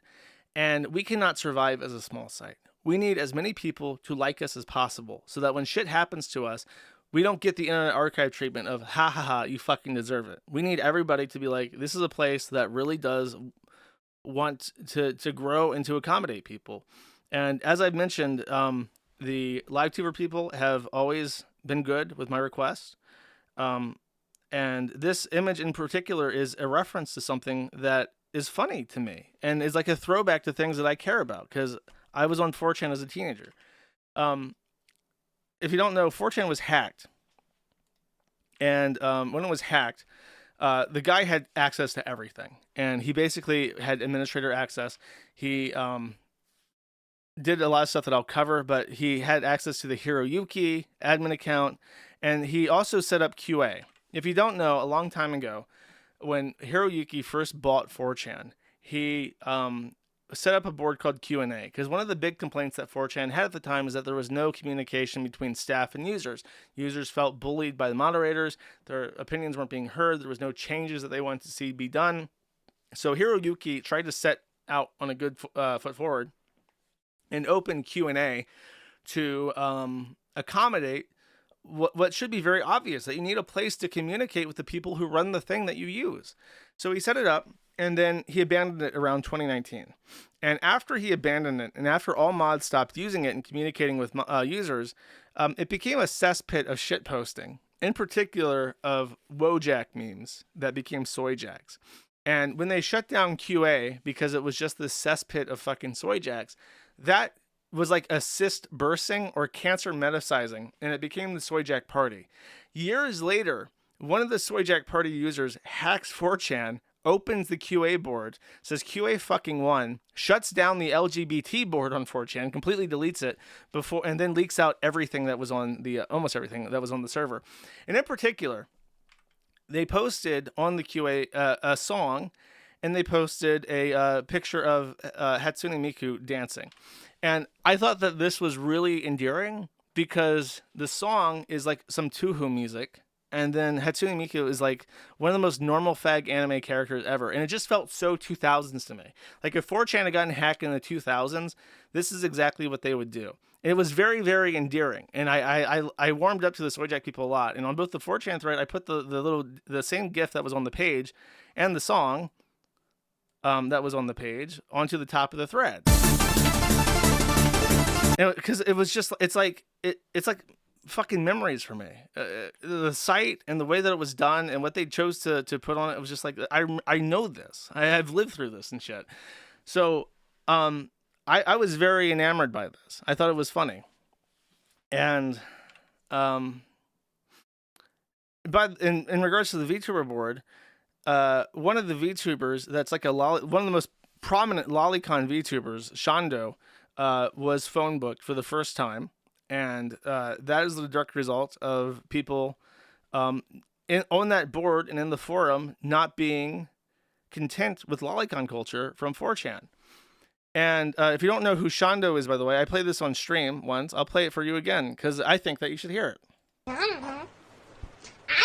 I know that if a guy tried to rape me, I would probably get raped. I'm not very strong, you know. I'm kind of defenseless. I'm just a weak little girl. There's not too much I can do.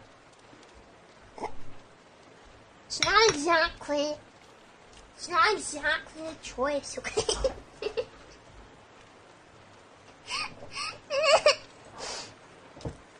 By the way, in case you're wondering, if there's any doubt about what this character is going for, she has a way to edit her character to have a literal fucking pacifier in her mouth.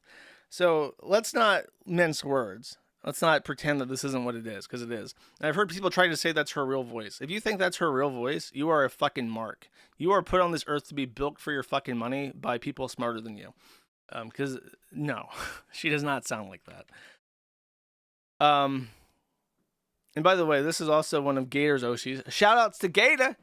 Gator, I'm sorry, Gator. It happened again to your Oshis, Gator. Whoops. And then, by the way, the only people who would ever choose the Kiwi Farms over alternative image boards are people who are either A, looking for something safe for work, or B, looking for something without lolicon explicitly. Because even in the VTuber board, it's explicit. You cannot have any kind of lolicon VTubers. Like they just don't belong in the board. And I can prove to you that 4chan people looking for a place to post won't come to the Kiwi Farms, because this is a website that's managed by Mark Mahan. Mark Mahan is the Jewish guy that owned a V on 8chan when I worked with 8chan. Mark is extremely Jewish. He basically looks like a fucking goblin. He looks like one of the bankers from Harry Potter. And everyone hated him when he ran V on 8chan. But running V on 8chan was basically his only thing that he's ever done in his entire life. So when 8chan went to shit, he reached out to me when I started 9chan to try and move his community over to a different V or set up like a backup or something. But he had two conditions. The first was that he must have V. I was going to have a rule that any user-owned board must be 4 letters or longer to distinguish it from official managed boards. He insisted that he would have V, and that he would manage it exclusively by himself with no oversight. And I told him, I said, look, if you're going to have one of the official boards on my website, I have to have some opinions over it. And the second thing that Mark wanted from me was lolicon. He said that there must be lolicon on V. It must be a not safe for work board that allowed lolicon explicitly. Because at the time, I was going to try and quarantine lolicon to its own board so that it wouldn't, it wouldn't drive off people wanting to use the site and not see that shit. So he had an issue with that. And I just said no. I turned him away. He offered to bring all of his users from 8chan over to 9chan if I would agree to that. And I told him no. So he moved to a different fork of 8chan.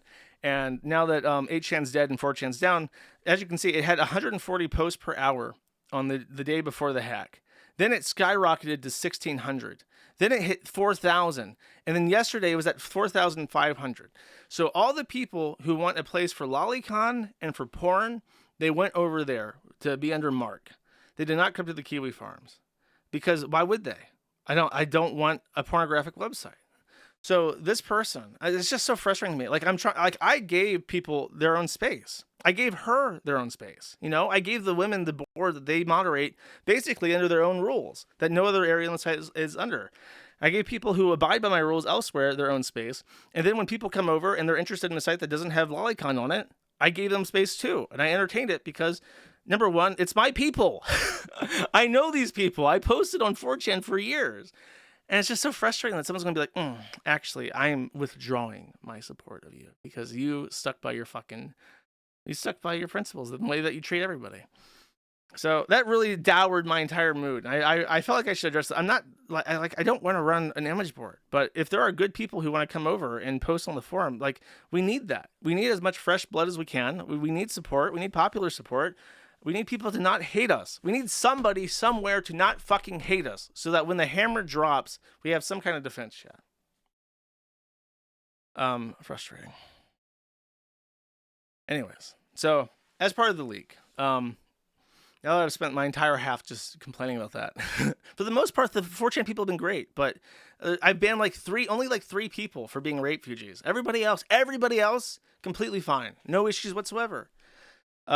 The hack included the source code, by the way, and the source code for 4chan is decrepit. The entire site operates through an imageboard.php that is 10,403 lines long, and there is probably code in here that has not been touched since like 15 plus years ago. Probably actually all the way back to when what is it? It's like Futaba, when Futaba was rewritten into 4chan. Like in the early 2000s. I would bet you fucking money there's stuff that has not been changed since those days. In fact, probably if I had to guess, the algorithm for the basic trip code probably has not changed since Futaba in the 2000s, at least. So that was shocking. And the big issue with this is that if the site was hacked, it's down. It's still down to this day.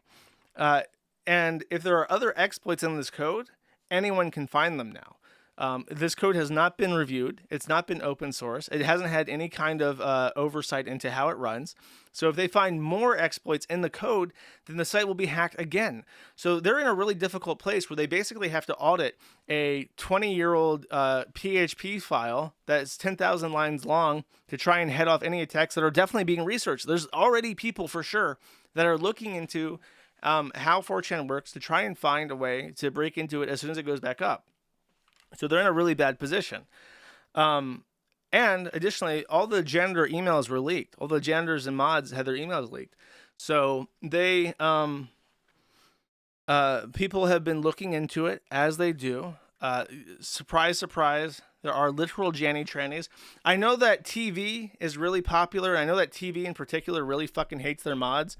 I'd like to introduce you to E7711, aka SK. She, beautiful woman, of course, is one of your mods. And if you've ever been a 3-day ban from TV, there's a non-zero chance that this was the person who actioned it. So all the suspicions of Janny trannies is in fact confirmed. And hopefully they can recover, because as it turns out, there was a private board called J that was for the janitors. And here's a nice little post about mental health check by anonymous janitor. Hello, everyone. I understand that we've all been janitors and moderators for a varying amount of time, but I also want to acknowledge that we are all in this together for the site and the users. This post is to represent something that I want to put out there for everyone. How is your mental health? I understand that we are exposed to the most abhorrent nonsense users have to offer, and I want to make sure that everyone is doing okay. Sometimes the stuff posted on the site can get to a person, myself included, with things in their personal life and all that, and that get posted online. Recently in my life, there have been a lot of changes, like moving away from family and friends and adjusting to a new way of life. A new way of life, huh? What kind of life? So what I ask of you is, how are you doing? So the Jannies doing mental health checks on each other, as they do. Because after all, they're loved and adored by their users. Rape Ape, who uses the handle Grape Ape now, because if you don't know, Rape Ape was like an old slur for a black person on B, way back when.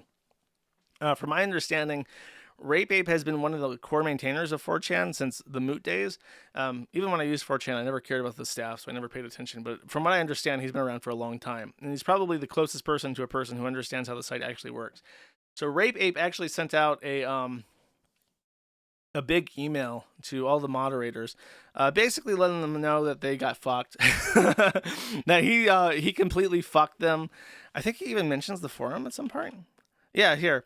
Odds are the contents of this email will be posted on Shardy and Kiwi Farms shortly after I send, but I don't care. If they want to make fun of me for appreciating the 4chan team, they can go right ahead. I think you're all wonderful, but I don't care who knows. I think there's a word. Here we go. This is just delusional. 4chan's users might not show it openly, but I know they appreciate what you do as well. I think they'll appreciate you even more when 4chan returns, as now they've had a time to feel 4chan's absence, and absence makes the heart go fonder. If this is fucking real, and I guess there's a chance it's not, this is the most delusional fucking thing I have ever fucking written. In fact, when people go back to 4chan, they're going to fucking hate the Jannies more than they've ever hated Jannies in their entire life. Because right now, these people are getting shock therapy. They're being dumped into sites that don't treat them the way that 4chan's moderators routinely treat all their users. So now they're going to go back to 4chan, having experienced what it's like to be on a site, regardless of where they go, where they have a little bit more leeway. And they're going to have utter fucking contempt for any people that give them automatic 3-day bans. And there's so much, like, if you put me in position, and by the way, my rate, if Hiroyuki wants me on this, and I can do it, I'm the best. I have the experience, and I have, in terms of coding, servers, networking, user management, I can do it all. My rate, I started at $144,000, and I want a percentage of the pass income. Here's what I would do. Number one, I would fix all this shit. I can do it. Number two, fire all the Jannies, including Rape Ape. He sucks. This letter is embarrassing, and it takes no accountability. Number three, reduce the minimum ban time from 3 days to like an hour. Almost never is a 3-day ban warranted. And number four, unban all the IPs that are permanently fucking banned, because it's almost impossible to use the site. Like, everything is fucking banned. And just doing that, just let people post for a while. And then number four, by the way, integrate photo DNA or Cloudflare's CSAM detection. And that would solve a lot of your issues. I could do it. But I'm going to be paid a lot of money for it, is my thing. But no, if they try to just go back to the way things were, I don't know if the site can survive that. I mean, I guess it will, because the main thing with 4chan, as I've discovered, is that people on 4chan, they don't use it like a forum. Like, you might think that there's boards, and those are like allegories for forums, and then they have threads, and you might think that those threads are allegories for like forum threads, but they're really not. The way that people use 4chan is a chat room. They go into a chat room that's dedicated to a topic, and that thread, like a thread on the forum, is very much a thread about that topic. And people who stray too far off topic are shunted back on topic. Off topic stuff is deleted. And people might get thread banned. On 4chan, they don't really have that. So if they want to talk to the same people, they can't just red rover together to a different thread and discuss it where it's more on topic, because it's anonymous. So they just stay in these generals. And there was a thing I remember, like I think it was in VG, where they had a Homestuck general. And it was like 20 people, and they basically just, like, Homestuck is a dead franchise. There's no content updates. But they had been posting in the Homestuck general for like 15 fucking years.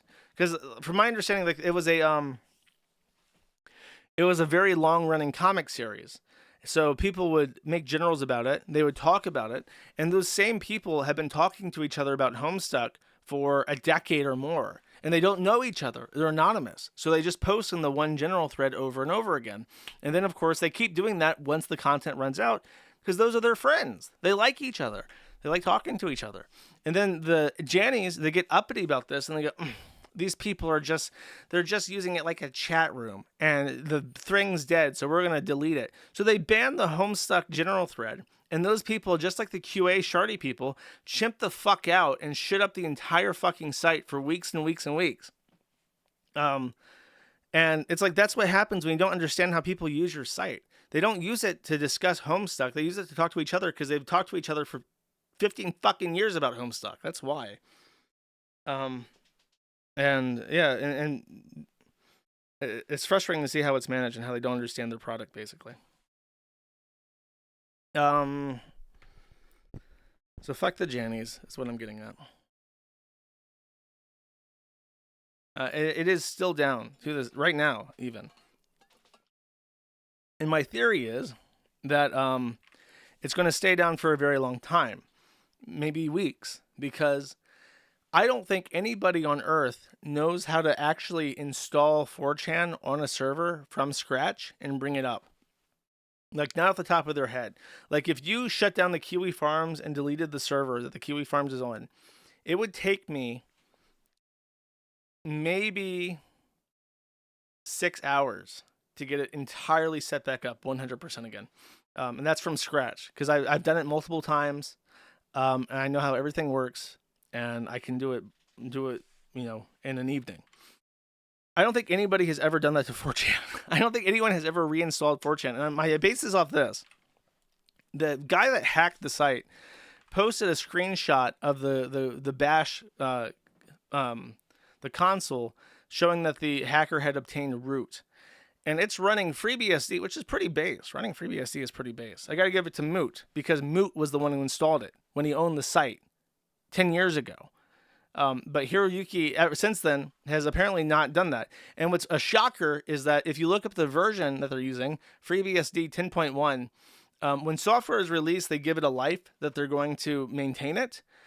They promise you that they're going to maintain it and give it upgrades and security updates for however many years. FreeBSD reached end of life in 2016, and it last received a security patch in 2019. And what's even more shocking than that is that they use something called Ghostscript. Ghostscript is a tool for managing PDF files. And there were 3 different boards that nobody uses on 4chan that use PDFs. PDFs are notoriously dangerous. Notoriously dangerous. If you do any PDF processing on a server, you have to isolate that shit. You have to run it in fucking Docker all by itself, because it's just it's the biggest piece of shit, and everyone fucking knows this. I think even 8chan got hacked at some point through a PDF exploit in the exact same way. The version of Ghostscript that they use to process PDF files to generate thumbnails was updated last in 2012, a 13-year-old version of one of the most dangerous components of any kind of media processing system. That is how fucking out of date it was. Nobody on 4chan knows how the fuck it works. So they're going to take forever to not only figure out how the software works, figure out how to reinstall it, figure out how to reset it up, because they have to. You cannot fix the server. You have to reformat it from scratch. And supposedly they have new hardware that they're already setting up. So they're going to have to set up the hardware, choose an operating system, and then if there's any discrepancy between the way that Moot had it set up and whatever shit that he was doing to get it working and FreeBSD, they have to translate that to Linux. Then they have to reinstall the database. Do they keep database backups? Are we going to see 4chan completely wiped back to zero? Do they remember the last post numbers of all the boards? Are those going to be lost? Surely there's a backup somewhere, but there's no promise of that. So who knows? Then what about the static content? Is that lost? They're going to have to set that up again. Then they're going to have to find any exploits that are in the code itself that could be exploited that don't rely on Ghostscript, because now any kind of actual server-side exploit that doesn't rely on a third-party application like Ghostscript is going to have to be patched. How long is that going to take? It could take weeks. And they could bring it back up and it could be immediately hacked again. So they're really in a terrible position. This is very unenviable. This is a fucking nightmare. And it's not even like a nightmare as a result of like an oversight. It's a nightmare as a result of like over a decade of complete inaction. And it's just bizarre. And I think that's all I have to say about that. There was a rumor that there were .gov janitor emails. That's not the case. The only thing that I saw that was suspicious was that there was one janitor who had the email address with the name Shitwood in it. And if you're a 4chan user, you know that Mike Shitwood was a law enforcement officer in Florida who actually subpoenaed and arrested 2 different 4chan users for posting threats against him. So I don't know. I think it's just a coincidence, though. I think that they've looked it up, and Mike does not have a son with that name. But it's very coincidental that there was a guy called Shitwood who was on the moderator team. There was not a government email. I saw the list of email addresses. There was not a .gov. It was just a rumor. And then the hacker said that he was not going to release any payment information or anything about the pass holders. So any pass owners, I guess, are safe from having data leaked. He said that he was like afraid of if he leaked any kind of information about that, it would become like a serious FBI investigation for like a financial crime. So he's trying to avoid that, basically. There is .edu. If you have a list that has gov on it, you have downloaded that list from a third party that added it. I have seen the original leak. There is no .gov. And then, he leaked also a bunch of little extras. And one thing I saw that stood out to me was that in the CAPTCHA generation code, there was there were API endpoints, so it's hard to see how it integrated. But there were API endpoints to add fake letters to the CAPTCHA, and it made me suspicious that they had it set up where if you were like discouraged but not banned, it would add fake letters to your CAPTCHA to make the CAPTCHA impossible to solve, and that's how they would like silently ban people through frustration. I don't know if that's true. That's my suspicion, but that is I did see it. They have that in the system. Oh my God, people in chat saying I knew it. That's funny. I'm glad that I've confirmed some suspicions. Yes, the Janny trainings were adding you to the secret broken CAPTCHA list. 100% true. That is so funny. I didn't even know that. I didn't even know that that was like a meme on 4chan because I just looked at the code. I'm like, that's weird. They have a way to add fake letters. That's bizarre. Now I know. Apparently it's a real thing. Conspiracies are never wrong. It doesn't look that way. Okay. Okay, let me take a big sip of water. And if I missed anything, now's your chance to shout it in chat in regards to the 4chan thing. Any kind of questions as my experience of an admin either.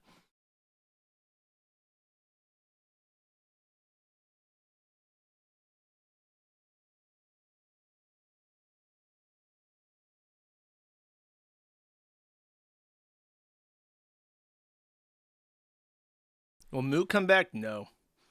Moot despises 4chan. He's super lefty now. Is 4chan coming back soon? No, it's not. A nerd explanation on a noob level? I think I did. Just in general, they were using really outdated software and it made it super easy to exploit it through negligence, basically.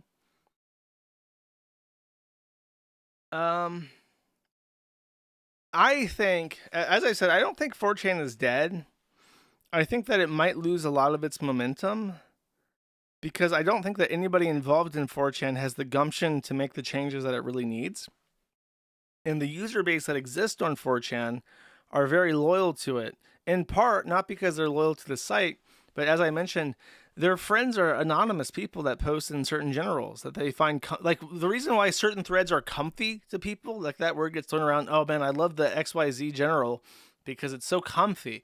The reason why it's comfy is that you've posted there and you get along with the people there, and even though you don't know who they are, you're friends with them in an indirect way. And that's why threads become uncomfy when you get the shitzoids, because those are people that, if they were on the Kiwi Farms disrupting a thread, they would be thread banned for being a nuisance, and then the comfiness would return.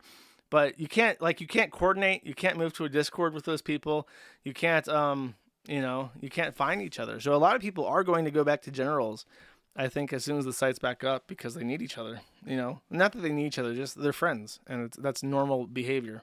A lot of people are, sad that, even people who use the forum regularly are sad because they like their certain generals. In particular, if I had my choice, chat, my pick of the litter, in the business, Biz was my favorite board before the Pajits took it over. I would love to see PMG move over to the Kiwi Farms. Check it out. If you like gold and silver and you like meme coins, well, you know what? I've made my own meme coins. I've gone around Europe to different flea markets buying all the Reichsmarks that I can possibly find. I now have a literal fucking treasure chest. If you think that's based, come on over. You're very welcome.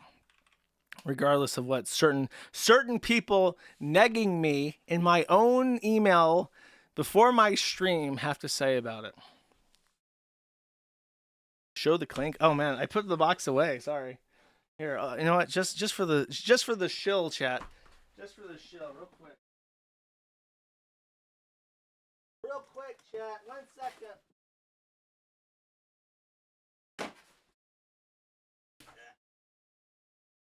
There. Okay. Let's shake it around just a little bit. Hear it? Ugh. On the first layer, I have nothing but junk. Actually, I don't have just junk. I have some silver there too. I used to just have junk stuff, but now I have silver. Let's see. Get a nice little ting. What is this? Oh, this is a half Reichsmark, basically the size of a dime in the US, from the Kaiserreich, not the 1913, so World War I era. Let's see if I can ting this very gently, chat. Ah, I dropped it. I dropped it into felt, though. It's okay. Turn off the limiter. And I'm going to use... This is 2 francs from Switzerland, 1964.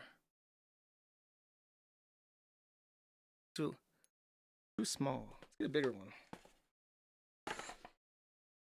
Okay, this is Frei und Hansestadt Hamburg from Dreimark. Dreimark is very rare. They didn't make many 3s. And this is 1912. This is older than the other one. This is beautiful. I didn't realize how nice this one is. I don't want to ting this one. It's too nice.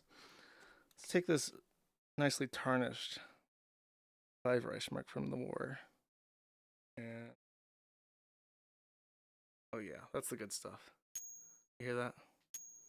That's the good stuff, chat. Okay. I do like my coins. I can't wait. If I ever get disposable income again, I'm buying more coins, chat. Put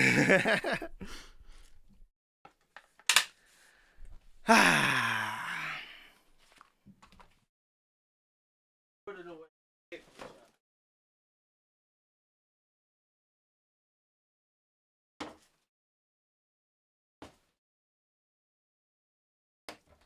I also, in that box, I have 3 comics from Rusty Cage. That's another thing I want to review. Sven Stoffels is putting out his new comic book. I'm going to get a copy of that. So I want to review that for locals, and then I want to review the Rusty Cage comics. I've never read them. They're still in their plastic sleeves. Cool. Sticks, Hacks, and Hammer coming to play. Arr! The Kiwi Farms admin have a treasure chest of booty. Arr! Let's go get fucked up and wasted on some rum. Rum, the finest rum. And we'll take some blood for a sacrifice. Arr! If you don't know what the fuck that's a reference to, it's Sticks, who dresses like a gay pirate. All right. Hamsturi, Miku, you're dismissed forever and ever.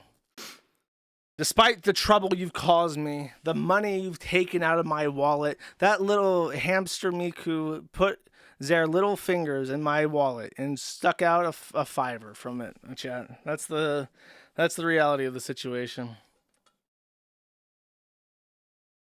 Okay.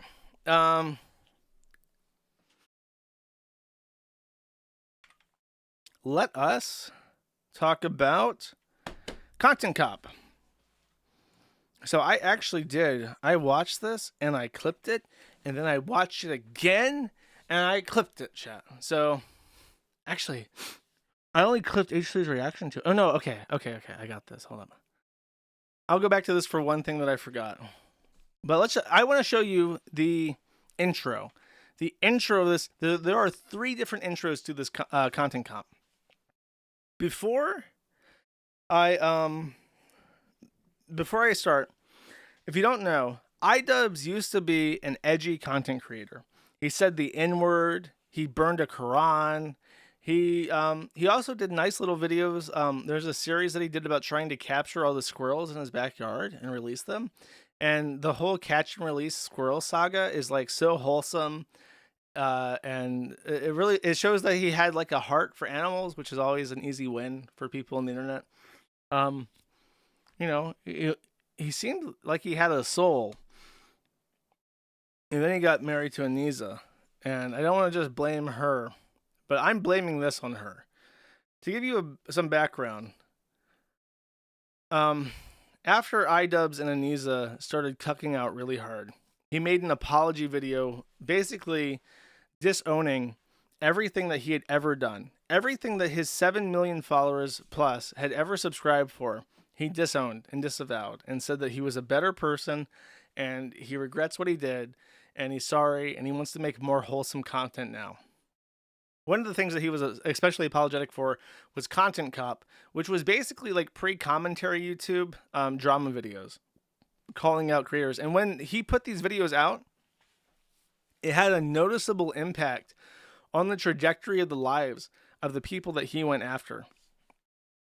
And he stopped doing that, I think, 8 years ago. And so H3 was one of the only people in the entire world of everybody online who, when iDubbbz did this simpering, I'm sorry stuff, and he got married to Anisa, who was humiliating him week after week, the only person who stuck his neck out for his friend was H3 and Hila Klein. They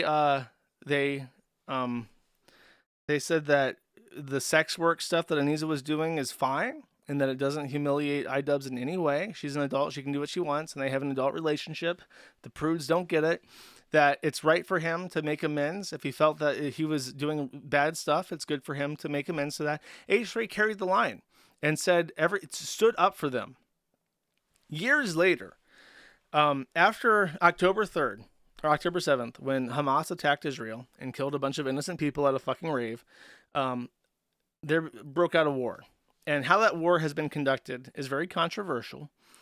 But in general, there are people who are pro-Palestinian, and those people clash a lot with the Jews, like Ethan Klein and Hila Klein.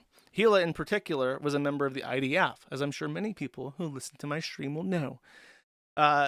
So H3 and Hila, they're still very big creators, but they find themselves in this uncomfortable position, whereas Jewish leftists living in Los Angeles, they are surrounded by pro-Palestinian people like Hassan, who is much bigger than H3 at this point. And so they've been kind of losing ground. And I've talked to a bunch of Jewish people for whatever reason, because I talked to Gabe Hoffman, and I've been talking to another Jewish guy recently. Just as sheer coincidence. And they both get this really uncomfortable feeling that it's like, I just sense the tide turning against us. We don't have any young friends anymore. Like, sure, the government right now is completely boomer and very like anti-Semitism, but the left and the right of the young people hate Jews a lot. And with the way that Hassan is like gaining popularity, it really genuinely scares them. It makes them uncomfortable and it worries them. And they're like, I don't want to fucking get lynched by a bunch of Turk roaches in my own country, the United States. So it does scare them, and it scares Ethan, who's raising children in Los Angeles. Like, I don't want my kids to be hurt by people like Hassan, because Hassan talks to terrorists, openly calls for Israel to be claimed from river to the sea, which means the total destruction of Israel. So when iDubbbz started getting comfy with people on the Hassan sphere, Ethan got very upset, and he's like, bro, these people want me dead. And I look, I don't like H3, especially because he's become more litigious as he's gotten more popular. He's become a bit of a dickhead, right? He's done some really nasty, shitty things. But I understand his perspective. If I was him, I would also be really worried. And then the one guy that you really stood up for and stuck your neck out for is becoming friends with the guys who want you and your family fucking killed. And everybody you know back in Israel fucking killed. And he's like, what's the deal, big guy? What's up with this? And I think my theory is, and when I talked about iDubbbz in the past, I was very hesitant to blame everything on Anisa, because I don't think that even if it was her fault, it's like you have to blame iDubbbz for allowing himself to be manipulated like that. But iDubbbz was already on that path before they met up. And then they started being retards together at about the same time. However, with this, I really think it's Anisa's fault. I feel like Anisa has cracked the whip and said, we have to go after H3. He's a Zionist. Being associated with him is a bad look. And the real popular guys are the Muslims on Twitch like Hassan Piker. That's who we want to be with. And I think that iDubbbz got manipulated because she probably didn't pitch it like that, but she pitched it like, dude, they're genociding the Palestinians over there. We can't be associated with this Zionist and IDF soldier any longer. And so iDubbbz did the most Jewish thing possible, and he stabbed H3 in the back without warning. Didn't even tell him. Didn't give him an opportunity to respond to certain things. He put together this video, and it is effectively just a regurgitation of every single thing that Hassan Piker has against H3. And there's no meat to it. It's like, at best, you can say that he was a little bit mean to one of his employees and that he's a little bit of a dickhead. I mean, a big dickhead with the litigiousness. But the overwhelming majority of what he has to say is that Hassan Piker is a more intelligent and more educated and better opinionated streamer than H3 is when it comes to politics and especially Israel. And that's it. That's the Content Cop, which is the exact opposite of what Content Cop was. Back in the day, like for the Leafy video was very famous because Leafy was this bully who bullied a bunch of people, but he was obviously like a very clinically insecure person who had no fucking chin and always conspicuously covered his chin in every video of him. So that's why it was just mean-spirited bullying, making fun of taking people down the peg who had a big ego and a big head on their shoulders, who were being dickheads while, showing their own ass. And that's why people liked it, because it felt kind of righteous. And he just fails to do it in this. So now that I've gotten the full background out, I'm going to play you the 3 intros from the Content Cop, because these are the only interesting things in the video. So intro 1, the reawakening segment. Destination, the beach is surprisingly dangerous. Consider the fucking thing in our defense, like, actually, Hila's not a baby killer. Actually, accusing Ethan of killing his dog is maybe too far, because they have mobilized such an insane harassment group that anybody who says any fucking thing, they will attempt to ruin their lives. And once again, I'm the crazy one. It's not. This in and of itself is insane to me. In that clip that he's listening to, H3 is talking about how Dinham, who's one of the Muslim streamers, I think Lebanese, called CPS on H3's kids and tried to affect his custody. And he had to go through like this entire program to prove that he wasn't abusing his children. And that's insane. That would get you banned from the Kiwi farms. And H3 complaining about this, rightfully so, justified in doing so, because it's absurd that an internet beef would turn to government officials in your fucking house threatening your custody of your own children.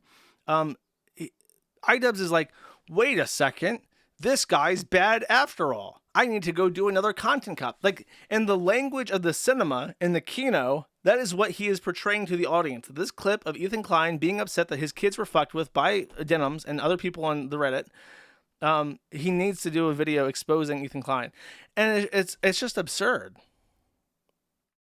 Bad enough that I have this group of... What we do here is go back.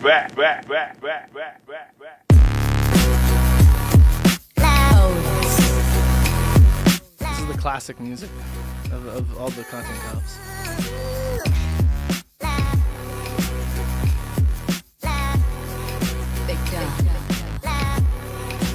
So just lots of little silly stuff. He's putting on the uniform.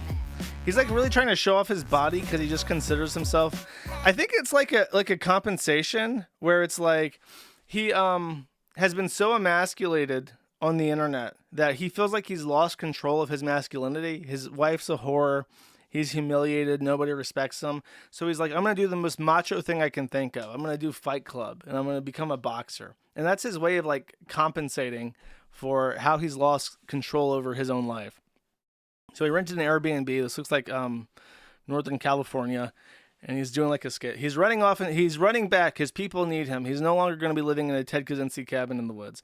And Jump Scare, Hassan Piker. So this is Creator Clash intro or Content Cop intro 2, and it's literally just Hassan Piker. What's up, everybody? I'm Hassan Piker, and this is the Hassan broadcast coming to you live from a cloudy day here in California, Los Angeles. We're live and alive, and I hope all the boys, girls, and MBs are having a fantastic one because today's a beautiful day. Boys, girls, and I don't know anything about this guy, but everything I've ever seen him say makes me fucking despise him. What a disgusting fucking roach. I have a very important announcement. I've finally done it. I watched Ethan Klein's Content Nuke, and I'm not going to call it Context Puke as I normally do, because the reality of the matter is it was brilliant. Nothing was out of context. Everything was correct. I am an Islamist, fundamentalist, radical terrorist. I am a vicious anti-Semite. It's true. Most importantly, Ethan is more attractive than me, both physically and also mentally. I've been lying about everything, including my glasses. They're fake. He was right about that. That's not even in the Content Nuke. And he was right about that too. How did he know everything? How? So at this point, it switches to what I'm going to call intro 3. First one is just saying it's a content cop. It's pretty good, I guess. The clip he chose is stupid, but okay, I get it. Then hard cut to just Hassan Piker not doing anything funny. He's just in his fucking room. And I think it's kind of just like, we're here, Ethan. We've breached the inner sanctum. We are now in Hassan Piker's streaming room. And that's how you know you're fucked.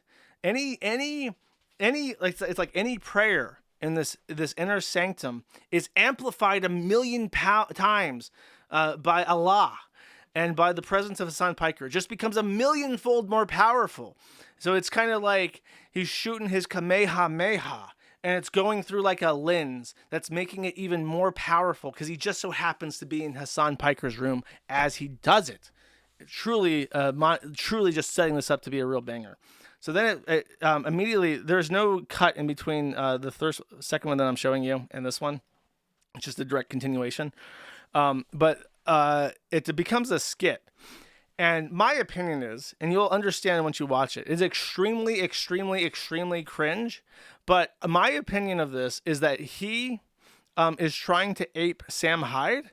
And this is supposed to be very Sam Hydean because he was so utterly and completely destroyed and humiliated by Sam Hyde that he's tried to emulate some of his editing choices and how he tries to do like mind-bending stuff.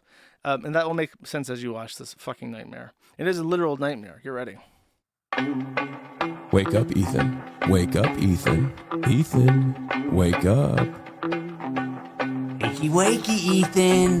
Wake up, Ethan. Wake up. Time to be awake, Ethan. Wake up, Ethan. This is no longer a dream. This is a nightmare. Wake up. Ethan, the dumb bitch is telling you to wake up. Wake up. Ethan, wake up. Wake up, Ethan. Ethan, wake up. Wake up. Since anyone? Just wake up. Wake up. Wake up. Wake up. Wake up, Ethan. I'm not going to do a react content yet, chat. I'm just saying, nobody's told you to wake up, Ethan. Ooh, yummy. I love Sabra hummus. Wake up, Ethan. Wake up. Ethan. Wake up, Ethan. Wake up. Wake up, Ethan.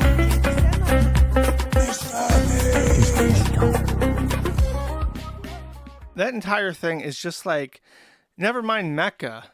You found it. It's Hassan Piker's bedroom, apparently. All those people just celebrating the fact that they were invited to meet Hassan Piker. It's kind of like when the tranny met Joe Biden and got like a cookie from the White House. Like, I'm in the White House. I'm in the White House. But instead of the White House, instead of getting a cookie from Joe Biden, you're in Hassan Piker's bedroom in Los Angeles, which is just where he streams the fucking Twitch. But they're like overwhelmed with gratefulness that they're in his presence and in his room, the famous Hassan Piker studio with the Asana B neon light in the background. And it's like, who gives a fuck? Who gives a fuck about this stinky Turk roach? And hopefully you understood what I meant about Sam Hyde. This in particular is a GIF that I made. I saw this clip and you know what? I can make this into a GIF. This is him literally deep throating Hassan's microphone I don't think he cleaned it. So that little foam has all sorts of spit and bacteria from Hassan Piker doing his podcast. If you were to lick my microphone, probably real fucking gnarly. And he's literally deep throating it. So to just drive that point home, that this man is deep throating Hassan Abi. Here he is sucking off the lick spittle of him talking into the microphone for the video. And it's just like, it's so embarrassing. And then here's what happens next. Ready? Oh, it doesn't even do that. Immediately after this, I'm gonna just show you. I'm gonna drop this in so I can show you because it's kind of important. Just so we can. I downloaded all this shit ahead of time, so I could not fuck it up. Okay, content copy H3. There we go. Drop this in, and then wacky. Now watch this. You ready?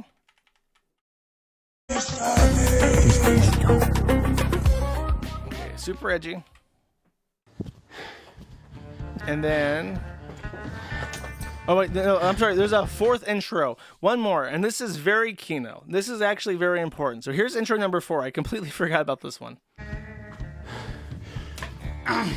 So he's panting because he ran all the way from Northern California to back where he belongs in the studio. What does he do? All right. He drops the content cop uniform because he wants to show his audience, yes, this is called a content cop, but I'm different. And we're not doing the old content cop. This is new iDubbbz content cop. So he just he doesn't just take it off, he shreds it because he's a big, muscular, manly man and not a cuckold at all. He definitely is a real man. So he's going to use his strength to tear that shirt off, showing you not only is this not a content cop, but he's destroying the old content cop with his newfound soy strength, Chad. It's very Kino, actually. It's Kino in a way that's like anti-Kino, where it's like, this is very purposeful. It has subtext. It has subliminal messaging, and it's also really, really fucking gay. So it's anti-Kino.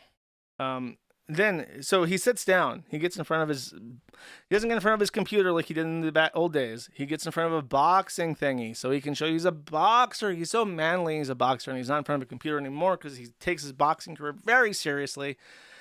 Even though I don't think he's won a fight. And then this is the rest of the fucking video. He is set down in front of the fucking boxing thing, playing clips and just talking. And there's not honestly not too much to say about it. He's just complaining that H3 is not taking a position on Israel that he prefers. And he's accusing his new friends of anti-Semitism. And that's it. And so instead of showing you the video, I'm going to show you H3's reaction to the video because I find that much more interesting than iDubbbz himself. Now, I only have a couple minutes of this, and I want to start off with this clip. Baby. I just expected Also, I'm better. sure this is all going to get clipped, and I love that I'm looking like this for all this.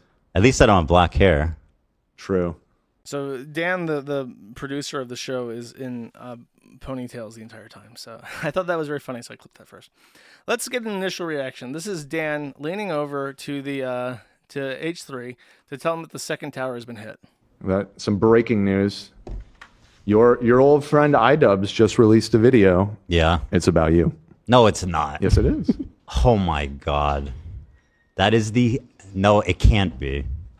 Well... It actually can't be. Holy fuck, dude. It sure is. Oh my God. Holy fuck. He's in disbelief. I think that this kind of sums up the actual reaction. This is about 2 minutes in, and it's really good. And I want you to... My takeaway from this is that imagine how you would want somebody to feel, or how iDubbbz would have wanted Leafy to feel about his content cop. Imagine what emotion he's trying to put into Leafy and how he's trying to make him feel, or feel a certain way, as Bossman says.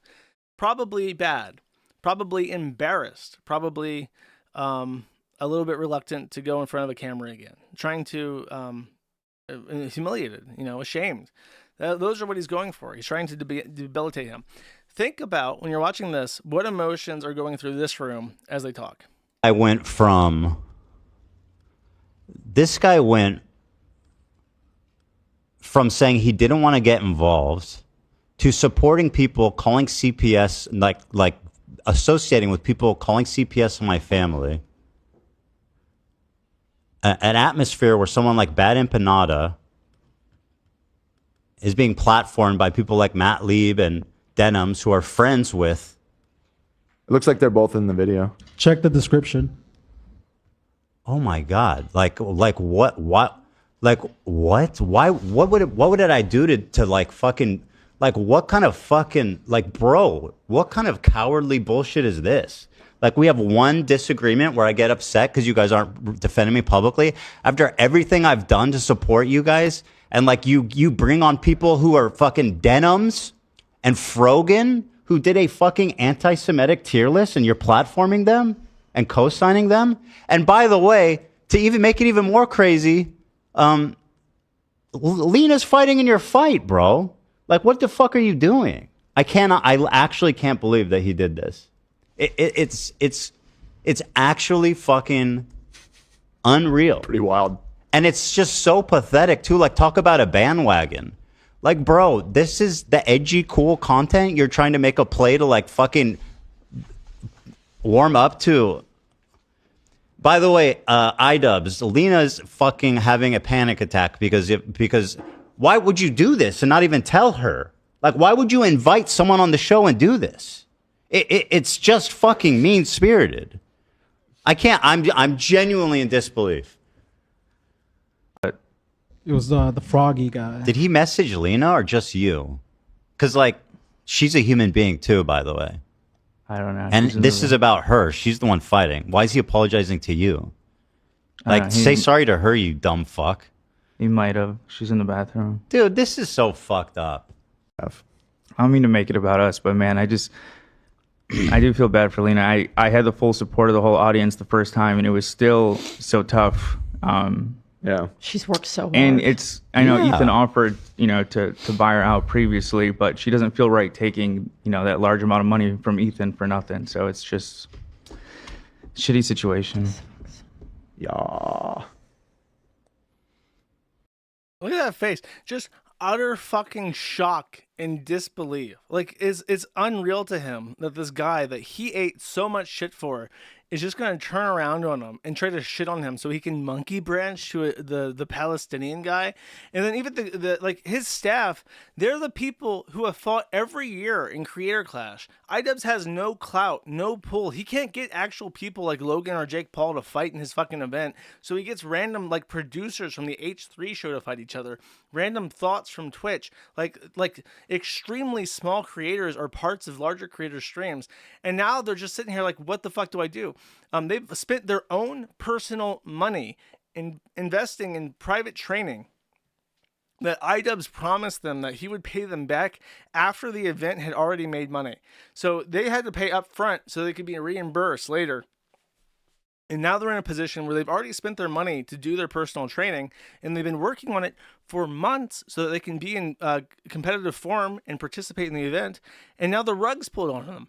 And now it's like they're out of money, and they've been doing all this for fucking nothing. And it's like, what a fucking shitty thing to do. He couldn't even wait until after Creator Clash, and if he had been thinking clearly, he definitely would have waited until after Creator Clash, but instead he pulled this now, and I think he pulled this with urgency because of Aniza pushing him to do so, and Aniza doesn't have any fucking business sense. So it's like, it wasn't just like a backstab, it was like a dumb backstab for no, like, just bizarre. I truly, I just don't get it. And then see, I think this is... On the other hand... Okay. He actually reacts to about half the video. And I found this particular response from Gila. Even when I talk about Gila, I talk about Gila Klein. I talk about what she does, who she is. And when iDubbbz talks about her, you know how he refers to her throughout the entire video? Ethan's wife. Mrs. Ethan Klein, that lady, the girl that just so happens to sit next to Ethan, and she calls this out. On the other hand, he's just got done capturing a massive progressive audience. Wait, hold on. His wife's Israeli. She served his wife. the Israeli cause and what's happening to them. That girl. His wife's Israeli. That's all she's good for. She's Israeli and she did the IDF, so you know what that means about her.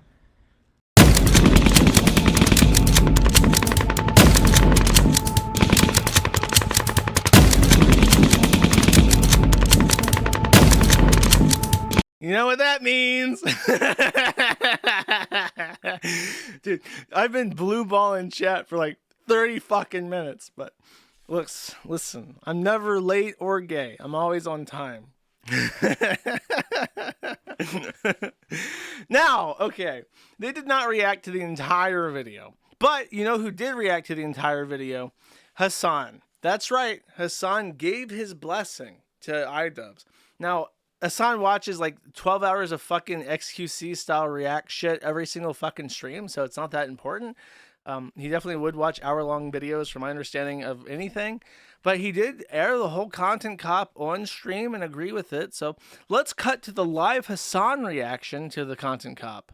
This is an iDubbbz feed. It's important to remember that this is a living document and people can be removed or put onto it depending on how Ethan's feeling that day. You have this other tier of creators that exist below Hassan but are still anti-Ethan, but Ethan really doesn't want to bring your attention to these ones because it's kind of unpopular, you know? A lot of them are famous. It's no coincidence that Ethan stays silent when these powerful, popular men are supporting Hassan. It's because Ethan is a coward. He's a bitch-made coward. I think Ethan has an unreasonable amount of respect for these comedians because they have power, they're quick, and I think he knows that they don't fuck with his ideology. But he's gonna keep that to himself because the last thing that he wants to discover is that people that he respects and looks up to, they don't fuck with him. Bill Burr came on. It was like the worst fucking show. It was just horrible. That was like my lowest moment on podcast history. We could talk about Bill Burr in my life. Bill Burr you might made notice Ethan go that there is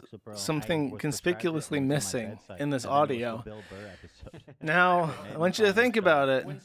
What could be happening on the screen that would correspond with this lack of turk roach noises? Could it be that Hassan Piker just fucking abandoned ship halfway through this video? Could it be that we're getting a live chair react from Hassan Piker's chair? I have it on good authority that iDubbbz smelled this seat. So getting the chair's attention, he'll settle for that. He'll settle for just a chair react from Hassan. Just funny. So, yeah, I don't know. I don't know what he's doing, bros. You know, as far be it from me to defend H3 because I don't like him, and he's a dickhead, and he's a litigious dickhead. But what the fuck? And what's weird is that he's trading in such an old friendship for something that's so new. It's not like he's in really good friends with Hassan and he has to choose, right? He just met this fucking guy. This is his first time getting to smell his chair or deep throat the lick spittle off of his microphone. So there's no guarantee. They're not like real friends, and it's just bizarre, man. I can't even put myself in his shoes to understand what's happening. There is one thing I want to live react to. As I said, I've watched this 2 times over. I watched the first time, and then I watched H3 react to about half of it, and I pulled out some clips that I thought were particularly interesting. Most of what the content cop is just him, you know, complaining about H3's opinions on Israel and how he's treated Hassan and so on and so forth. But there is one particular part that I have not seen, because what happened is at the end of this video,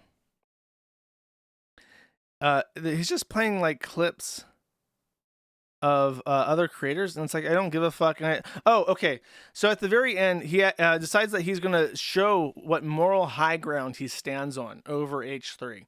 So even though he got all these Arabs together to shit on the Jew, to play a nice fun game of kick the Jew, family friendly game across the United States, he decided at the end he's going to show that he's not doing a real content cop like the old days, because he's going to get all these people, including this living anthropomorphic pig in a blanket called Frogan, who is just disgusting, just one of the most viscerally disgusting things I've ever fucking seen. They're all going to say something nice about H3. So they all spout off like, well, you know, he says what he wants and yada yada and so on and so, like just empty fucking platitudes. Here's something interesting about this, by the way. He gets every single person in the cringe intro where they're dancing around, all of them together and doing the Fortnite dance, and gets them all the people that you see in this video do a nice little thing about how much they, what they respect about H3. except Hassan. Only Hassan could not spare 10 seconds to say even a single positive thing about that dirty fucking Jew and his bitch Jew IDF wife, child-killing murderer wife. Could not even eke out a single fucking thing that he respected about him, which the silence is deafening. Like, why even put that part into the fucking video if Hassan's not going to do it? Because that's the ultimate own, is for Hassan to do the moral fag thing with them too. He's like, well, it's so easy. I can do it. I respect the fact that Ethan Klein is faithfully married to his wife and is bringing children together up in the same household with no fucking around. As far as I know, he's never cheated on Hila. Though he did, I say that, he has brought like porn stars and shit on the H3 podcast, but it's LA, chat. You can't, he's not like you can't expect too much. As far as, I'll put it like this, I'll recover from that. As far as LA goes, he's doing a heck of a job, Brownie. Then there's one thing, I cut it off here. I literally did not watch this. So you're going to get a live reaction after this, because there's one part that I want to show you that I somehow missed what was apparently everybody's favorite part.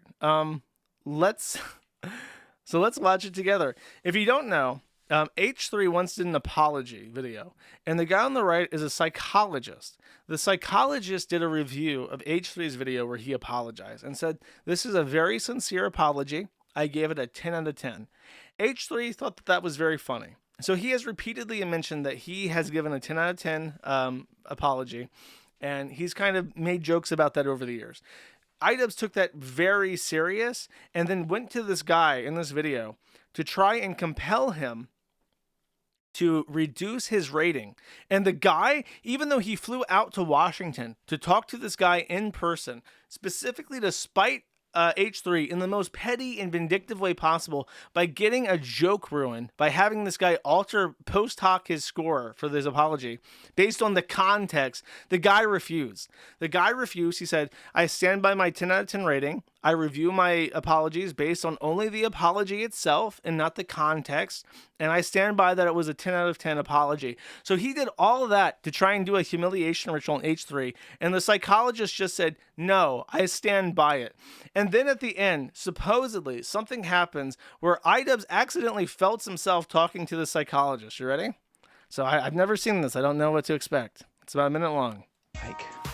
It's really hard to be a couple online and see people attacking your partner, and it's like, okay, like if you come to their defense, that doesn't always help them, right? Sometimes that makes it worse for them. And I have been kind of slipping That is disgusting. He cares. She's ruined your life, bro. You're a shell. You're an empty shell of a person puppeted by this disgusting woman pretending to be a Lebanese Muslim, despite being a prostitute. And you're crying about how much she means to you. It's actually disgusting. Wow. Let's finish this off because I don't know what happens after this. To a very unhealthy place where it's gotten worse and worse, and I get criticized more and more, and I get more defensive and more hold up, a feeling of almost infallibility that I could take anything on. It led me to make a lot of mistakes, and then when I was criticized for those mistakes, then I would act extremely defensive and nasty and not really processing them in a healthy way. Is that supposed to be like an own? Kind of like when I played that Carl Jobs thing where he's like, "Oh boy, wouldn't it be hilarious if I was the first person to lose a lawsuit to Billy Mitchell?" Like kind of like a juxtaposition. Is that supposed to be like a juxtaposition where it's like, haha, I epically owned you with the content cop and now you look like a fool because you said this? Because otherwise I don't know what the fuck the point of that clip is. It's a very bad regardless, but it's bizarre. Yes, this music is throughout the video. So it's just such a blunder. And one of the things that H3 kept saying throughout his reaction is like, I can't fucking believe that iDubbbz had the confidence to put this video out and think that it would have the intended impact. Or as I would say, the friggin' audacity. The friggin' audacity of this guy to come out swinging like this. By the way, the comments, I tried to read the comments because I thought maybe there's some that are funny. all the comments are just like, wow, it sure has been a long time since the last content cop. None of them have anything to do with the video. Since the latest content cop, I've become addicted to drugs, got clean, got extremely fit at the gym, got a job, got promoted, relapsed for 1 year, lost everything, and got clean again. I have gotten 2 degrees and 3 children. A huge day for leftists who were edgy teens in 2017. And it's just like, absolutely nothing. Thank you for iDubbbz for making a high school reunion in your comment section. Nice to see everyone again. This is like the only real on topic stuff. This whole video is just what it feels like when you're 30 and you have uneducated friends who won't grow up. I don't know if that's like in support of iDubbbz or iDubbbz himself, but there's a thing that H3 says in his video where he's watching the cringe intro and he's trying to do like the build up of like he's the content cop and he's going to epically own H3.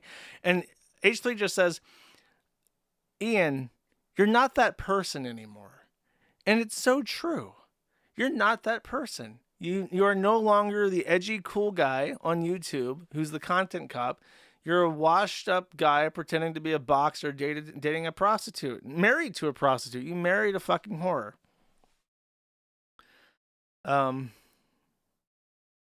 See, it's just like, it's crazy that the background for this drama is actual war and genocide.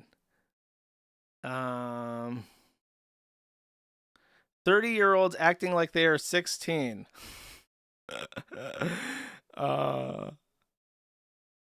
I have no one I can talk to. You can talk to this to me. You can talk to this with me. Some stuff about missing Joji. It was a common sentiment. Joji, this is Joji really knew the perfect time to fold his cards and leave. Like, the only comments that I see about this are actually about the video. Just like, this is like embarrassing. Oh, this one. It's crazy how both of these guys were like my favorite YouTubers back in the day, and now they're 2 of the most insufferable people I've ever seen. This video has gotten like 4.6 million views. And nothing happens in it. Nothing happens about it in chat. It's just nuts. It's just nuts, shit. Have I gotten through everything? Oh, no, I actually have one a little update on Hassan. Immediately after this happened, and I guess Hassan was happy that iDubbbz was now that iDubbbz had new loyalties, so he might have been happy. This kind of went viral on Twitter, just real quick. What? Are you? So this is Redact. I think that this is the Jewish guy that runs or did a podcast with Destiny. I don't know if they still do a podcast. I think they're split up at the moment because of events. So Hassan's reacting to Dan posting, I would love to hang, Hassan Piker posted in 2012, I would love to hang in Diddy's Ciroc entourage and trickle down bang everything thrown his way. So he's reacting to this. This is a real tweet that he had made. What? Are you denying going to a Diddy party? Of course I'm denying. This didn't happen. What are you talking about? Think.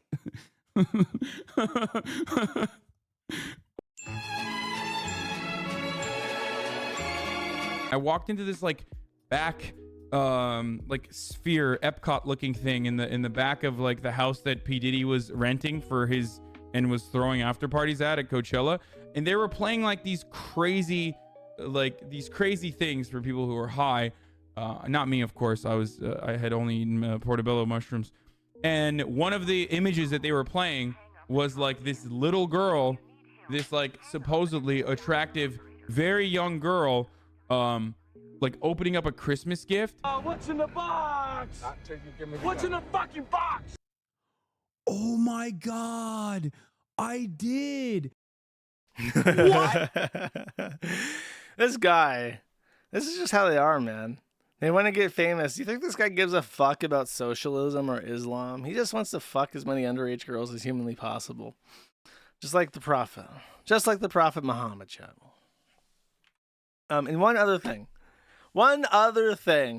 that I feel needs a mention, because you know how I am.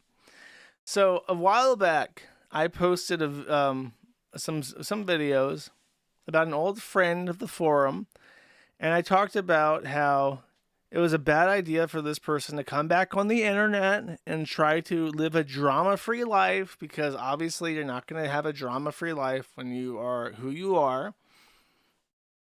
Well, Queen Kafal's decided that actually they are coming back and they're going to do drama. Stream announcements. I'm not back until the 22nd. All Ethan Klein hate postings are allowed in all channels for the next 48 hours. Have fun. Good luck. I'm busy having sex with a woman 14 years old older than me, but I'm friends with iDubbbz and his wife, so you all are my strongest soldiers. Me, when I pipe a nitrazepam and start posting in wiggle cord, nothing ever happens. I think it's a sleep aid. And then he just starts like I think he's sleepwalking posting. MILF, I love milk. I hate Israel. Ah ha ha ha. My assholes person made a typo, dude. Unfoul. Oh, you can't see. Okay, here's the Keffel's tweets. Sorry, I didn't mean to deprive you of this. So this is Keffel's high on sleep aids, talking about how he hates Israel and wants to get his butt plugged by an older woman, probably a tranny also, is rushing to the side because I think Keffel sees this as his redemption. If only there was something that Keffels could do for Hassan Piker to just get a little of that magic dust crushed up in that seat of his. If he could just get a little bit of that magic dust, then he'll be back on top again. So,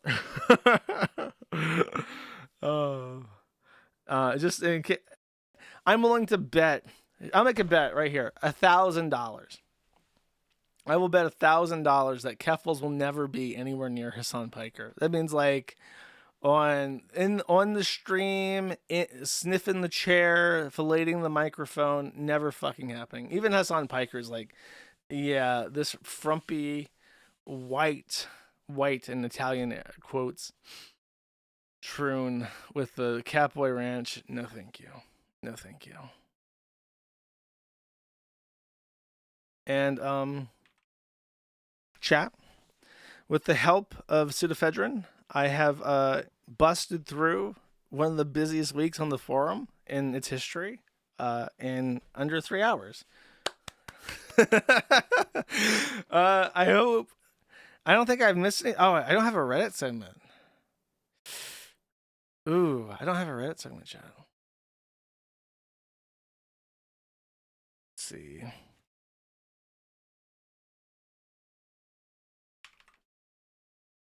It was a great week. It was a great week. I've been enjoying this week. Is there like a Reddit post I can just yank off the oh my god, dude, I have to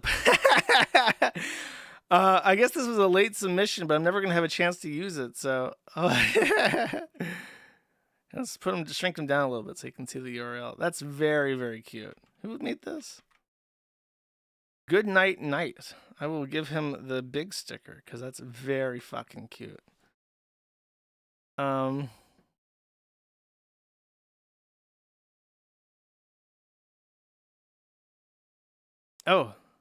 no, I did. I thought that was a Reddit post. It's not. I got the sentencing stuff right. Let me just skip just a little bit. See if I can find a Reddit post. If not, I don't want to abandon you guys to the super chat segment just yet, because it's been such a good week. I'd like to spend a little bit more time streaming. I could just read more Patrick Tomlinson quotes. Here, you know what? This guy posted this. This is kind of cute, kind of funny, but not at the same time. Don't get me wrong, chat. Okay. Someone posted this. Ricky's is now the official hot sauce of Kiwi Farms. And then Billy Mitchell personally liked this. So use code SNEED for 41% off. Billy Mitchell thought this was a banger, so he liked it. So I guess it's true now. Someone said they're going to send me a bottle of his hot sauce. And I'm due for a mail run soon. So I guess I'll get the hot sauce and then I'll compare it to Frank's. See how it holds up, chat. It's nice to get an endorsement finally after all this time.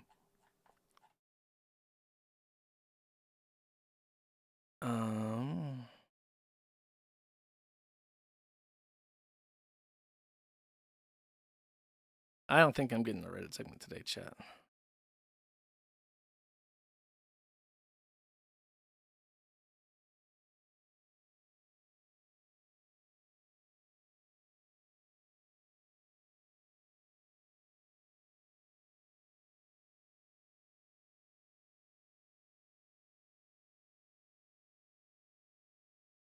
Nope.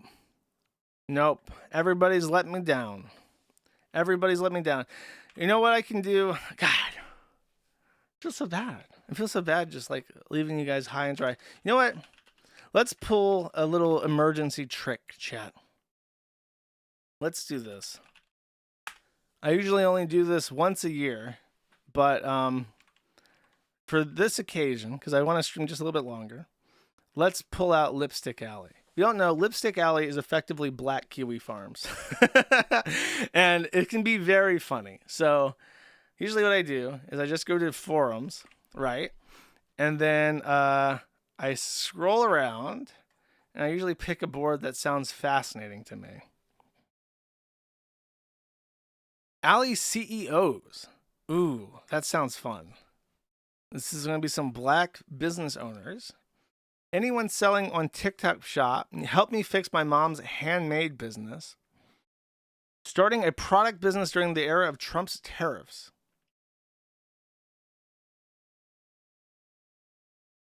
Have you made money off ChatGPT yet? That sounds good. Okay, let's try this. People make money telling other people how to make money. It's a tale as old as time. If you didn't make money off Amazon affiliate marketing, you won't make money with this either. It's just YouTubers selling a dream. If everyone typed in a prompt to ChatGPT and it made them write shitty book, no one would buy it. They made the same videos about drop shipping and all the other side hustles. If anyone is making money off ChatGPT, I guarantee they aren't posting videos about it and inviting competition.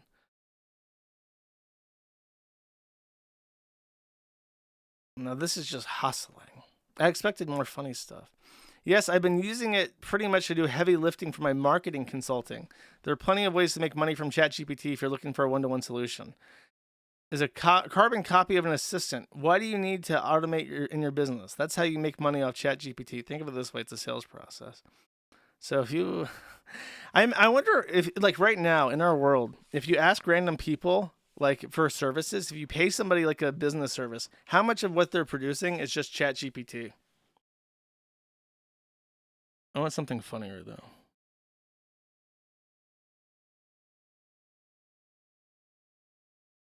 The Sanctuary? Oh, that's for religion stuff. Pimp Slap Forum. What the fuck? The Last Days Apostate in the Church. Rogue ministers, deacon, reverends, and first ladies here. Joseph Solomon. They're asking for the tea. Okay. Is there tea? Okay, fuck it. Let's go to the dating app thing again. That's the funniest one. The Trayvon Martin forum. That hasn't gotten any new posts since I last saw it. Where's the dating one? Afro-Caribbean forum. Black History forum. I kind of want to read the front. Open marriage-free relationship? Relationship-free thoughts. Men usually use relationships as a platform. Each time I got involved with someone, they preferred to launch and basically treated me like I was the one who was baggage. I come from a prominent family, and quite frankly, it took me time to realize my real worth. Notice how Clooney didn't really marry until Amal came along and ended up suddenly campaigning for the presidency, and his PR talked about how Amal would be useful in getting him into politics.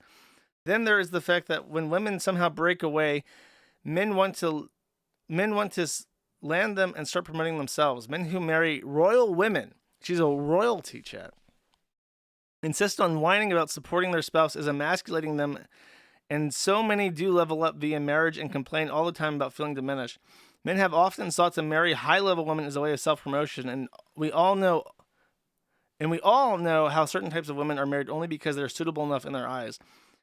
Men refuse to see the connection between success and good behavior because they are not held to the same standards. Dude, this is why black women white male, black female marriages have like a 20% divorce rate, which is like less than half of all other partnerships. Because they know that they would have to date a black man. And that is like the worst fucking thing on the entire planet.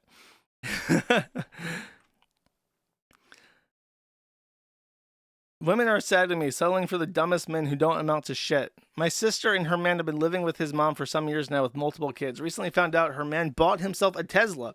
They still live with his mom, along with the kids. He's a manager, but yet all he does outside of work is play video games. Ridiculous. Yet this dude was cheating on her last year, and while I understand divorce can be expensive, I'd much rather pay up than stay with a man who embarrasses me and doesn't prioritize right.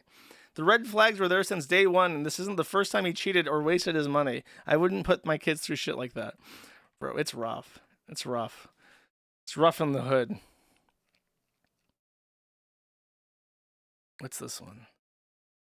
I had friends in the past deal with abusive and nasty boyfriends, come around to me to trauma dump and gossip, had me go to their house in the middle of the night to de-escalate their fighting, only for them to go back not even 24 hours later. 10 out of 10, it's always a pick-me. A pick-me! Oh my god, too. Like, self-love in the room, please. Don't intervene next time. You're putting your life in danger by being in proximity to they mans. Pick-me women are dangerous to other women since they put their men above everything else. This includes their women and children. I'm tired of reading stories where women... Dude, it's rough. It's rough out there in the black dating market. You could be friends with somebody dating a black man and end up dead. They've seen it. They've all seen this with their own eyes, and they know. Tragic. Okay. All right. That'll suffice, I think. That'll suffice. My takes on black dating. Black relationships chat. So, super chat segment. You can do the super chats on rumble.com/c/MatthewNet or XMR chat/Maddie. And let's do it, chat. I'm very warm right now because of the... It's warm in my room. Let's see. Oh, it's not on this. Sorry, I forgot how to read my own super chats. All right. Sneak Cricket for 540 says, I saw that Sam Hyde retweeted spicy Spic Catboy Fuentes on the site formerly known as Twitter. Sam wore the Sancho medallion, didn't he? Also, good work keeping the site up and running throughout all the happenings. Thank you. It was a very timely update, even though it broke some stuff. But yeah, I'm happy about the site's performance.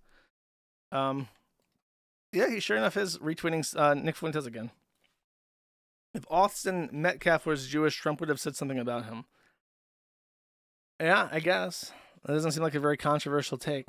I guess Sam Hyde wants to be buddies with Nick Fuentes. I'm not surprised. He already was. They showed up together. They did that Ronald McDonald activation QAnon video together. Kurt Eichenwald, Anime Masturbator for 5, says, Glorious Q Emperor. 4chan is kill. I repeat, 4chan is kill. This is not a drill. I heard. Thank you.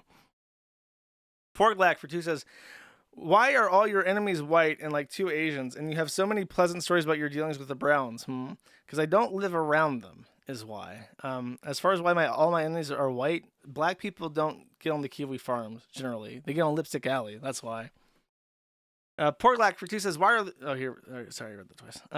Bunker Housing for 5 says, finally, time for some content. Also, remember to buy olive oil for popcorn again. I usually get a spray, so it keeps the salt on better. Thank you. Dragoons for 5 says, Autistic Thunderdome is the best Thunderdome, or the best dome. That is a controversial take. I'm not going to opine.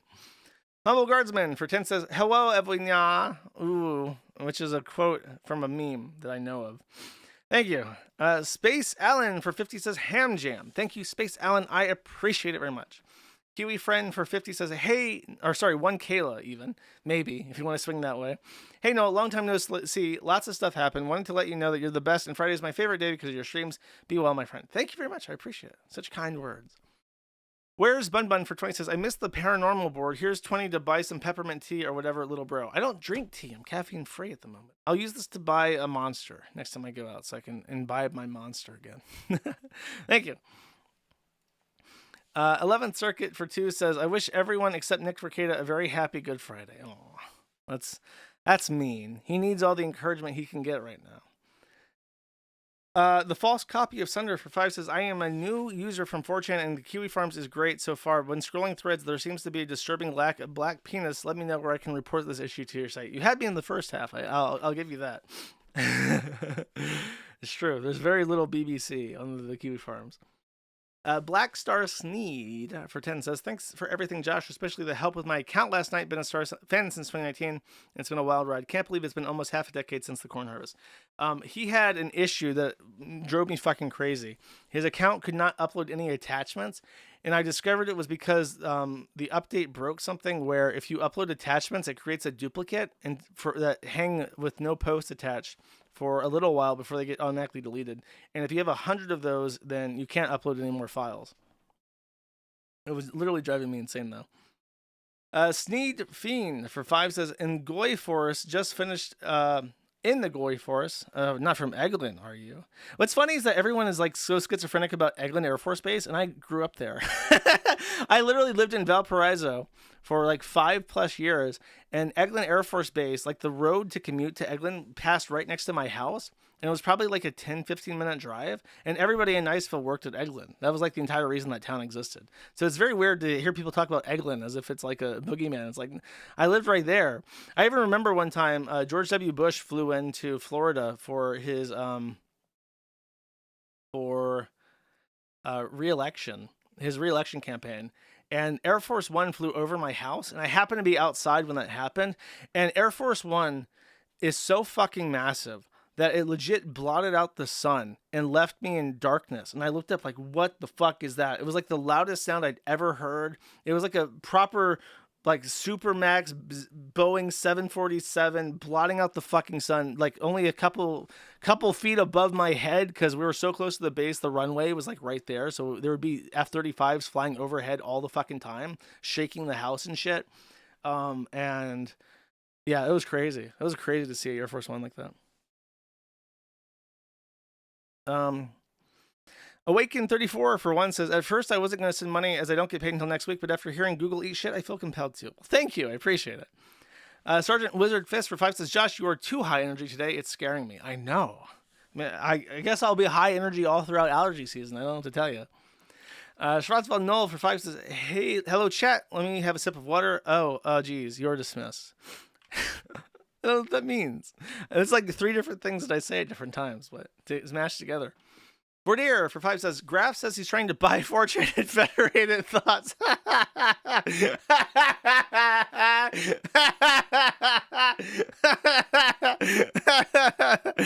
Oh, good joke. Bunker Housing for 3 says, I think God is with you considering how lightning struck the Floyd Memorial. Also, you think good likes the satanic tranny culture. No, I don't think that actually. David S877 for 25 says, how much is it going to cost you to wear the Bucky's beaver outfit for your first published photo? A lot, buddy. I don't even know if I don't think you're not even giving me enough to afford the Bucky's outfit. Thank you. Dale Gribble 69 for 5 says, Josh, if you're still having tech issues, may I recommend getting a hot young dude to help fix the website, preferably one with a love for pro wrestling.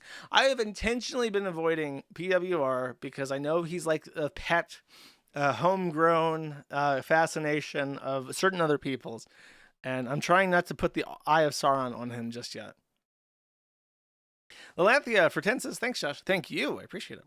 Simulligan 2 for 5 says, here's something that is mildly interesting. Filipino movie Bob clone and game show obsessed cow Corey Anato doing some dance. Okay, let's see it.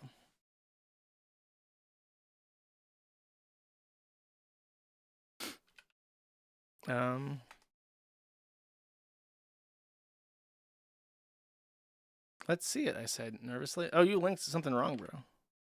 Yeah, you cut off your, Oh, I can find it. Don't worry. Okay, here we go.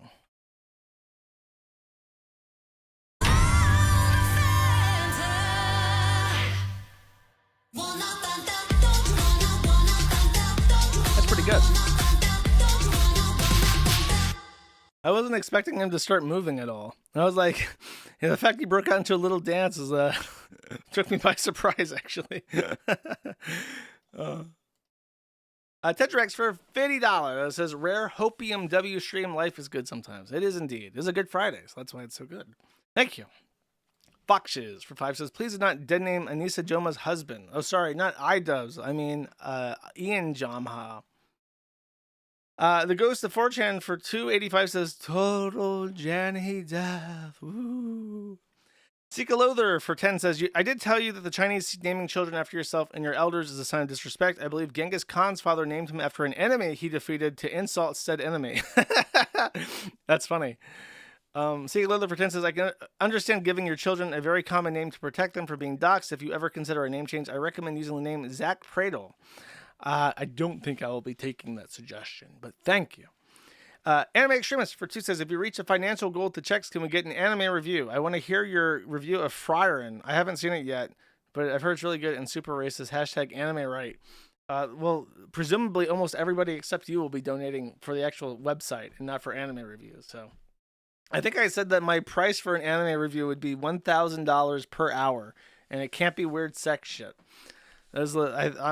Correct me if I'm wrong, but I'm pretty sure that's what I said. Mouse Cop 5 for 10 says, Feezer started out as a Nick Fuentes stan. When Fuentes didn't give him the attention he wanted, he swapped to being Nick Fuentes' biggest A-log. Then later he sucked the Fuentes dick again. Surely pathetic. Yeah, that is fucking gross, bro. I don't even know why he bothers. Just quit. Nobody cares. Nobody's gonna miss you, bro. Just fucking give up. Thank you, by the way. Scene Feeding for 1 says, Carl Jobs will be eating nothing but Wheat Bix for the rest of his life. Maybe he can get some hot sauce on those Wheat Bix to spice him up a bit. MadClaw95 for 5 says, no, Stalker Child, you will take my dono. Enjoy pizza. Ooh, don't tempt me. Don't tempt me. I might have some extra calories today for reasons. Scott Jonesy for 1 says, Nick is not serving jail time. It is deferred as long as he complies with probation. YouTube lawyers aren't good lawyers. If they were, they'd not be on YouTube. I said that. I don't think I missed that point. I did talk about the deferred sentence. I don't know if you just didn't wait for that or something. JP Triggerpull for $50 says, Jurish starts his anime board in a week before 4chan's is kill. What did he know, chat? Also, fantastic episode. Thank you. Thank you very much. I don't know. It was good timing to have the forum updated like the day before so that it could handle more traffic. I'm very pleased with how people, I did my whole spiel before, but I'm really happy about how people are giving the site a chance. And, the people that post on image boards, they hate me, bro. They really hate me. We're not at risk of like a 4chan takeover or anything. They really fucking despise me. They would not want me involved in anything that they like. TB Deluxe for 5 says, what is Ricada's shitty snake tat is a secret map, or what if it is what he meant to say, is a secret map of the Candy-Ojai County Jail like that Prison Break show. They can't hold him, Josh. He's too smart. It's true. He got all the blueprints and he tattooed the layout of the prison into his skin so that he can break out eventually. He'll never serve it. Not a day. On the first day, he'll be breaking out.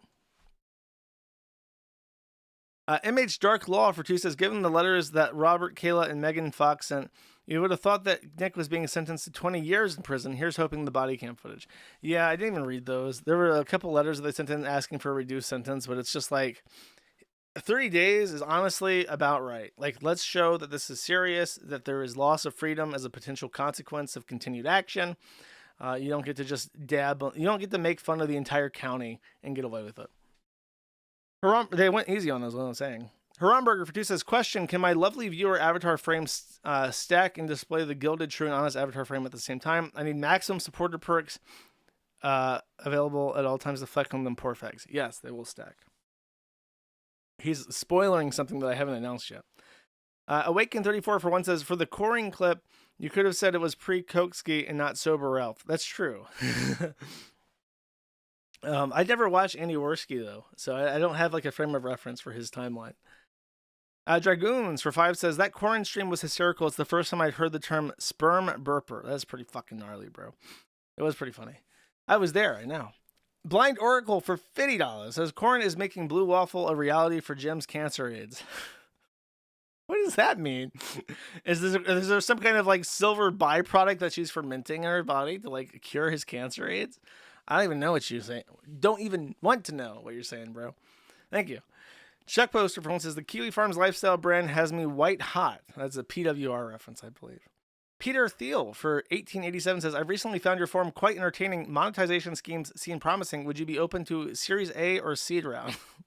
Sure, buddy. Whatever you got. Thank you.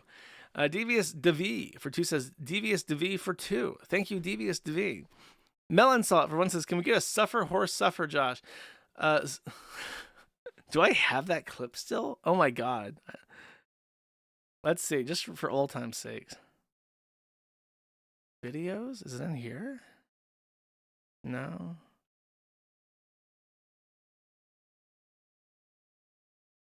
I don't think I have this.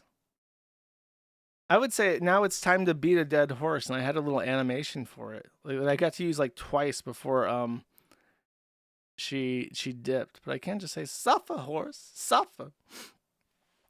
Though now I can't separate it from how PPP says it. I used to say it a different way. Now I've brain rotted, and the absence has made me forget how to say it. Anime Extremist for 1 says, as a member of the VTubing enthusiast community, I strongly disavow this is not normal. This is not okay. I'm telling you, bro. We're gonna get the best of everything, and all the lolicons can just go to Mark's website. I'm okay with that compromise. I don't need 5,000 posts an hour about lolicon. Boxes for 5 says, but Jersh, you're my Oshi finger touches. Thank you. So flattering.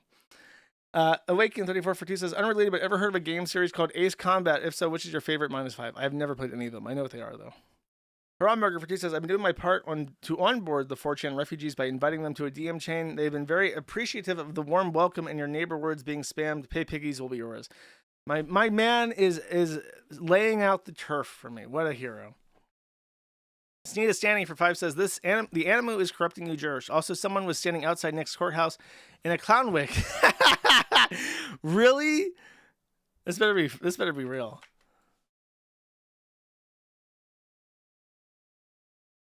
Oh my God. Oh my God, that is funny. I'm gonna zeet this right now, bro. Let's see. A clown was in attendance at Candio High Court for the sentencing.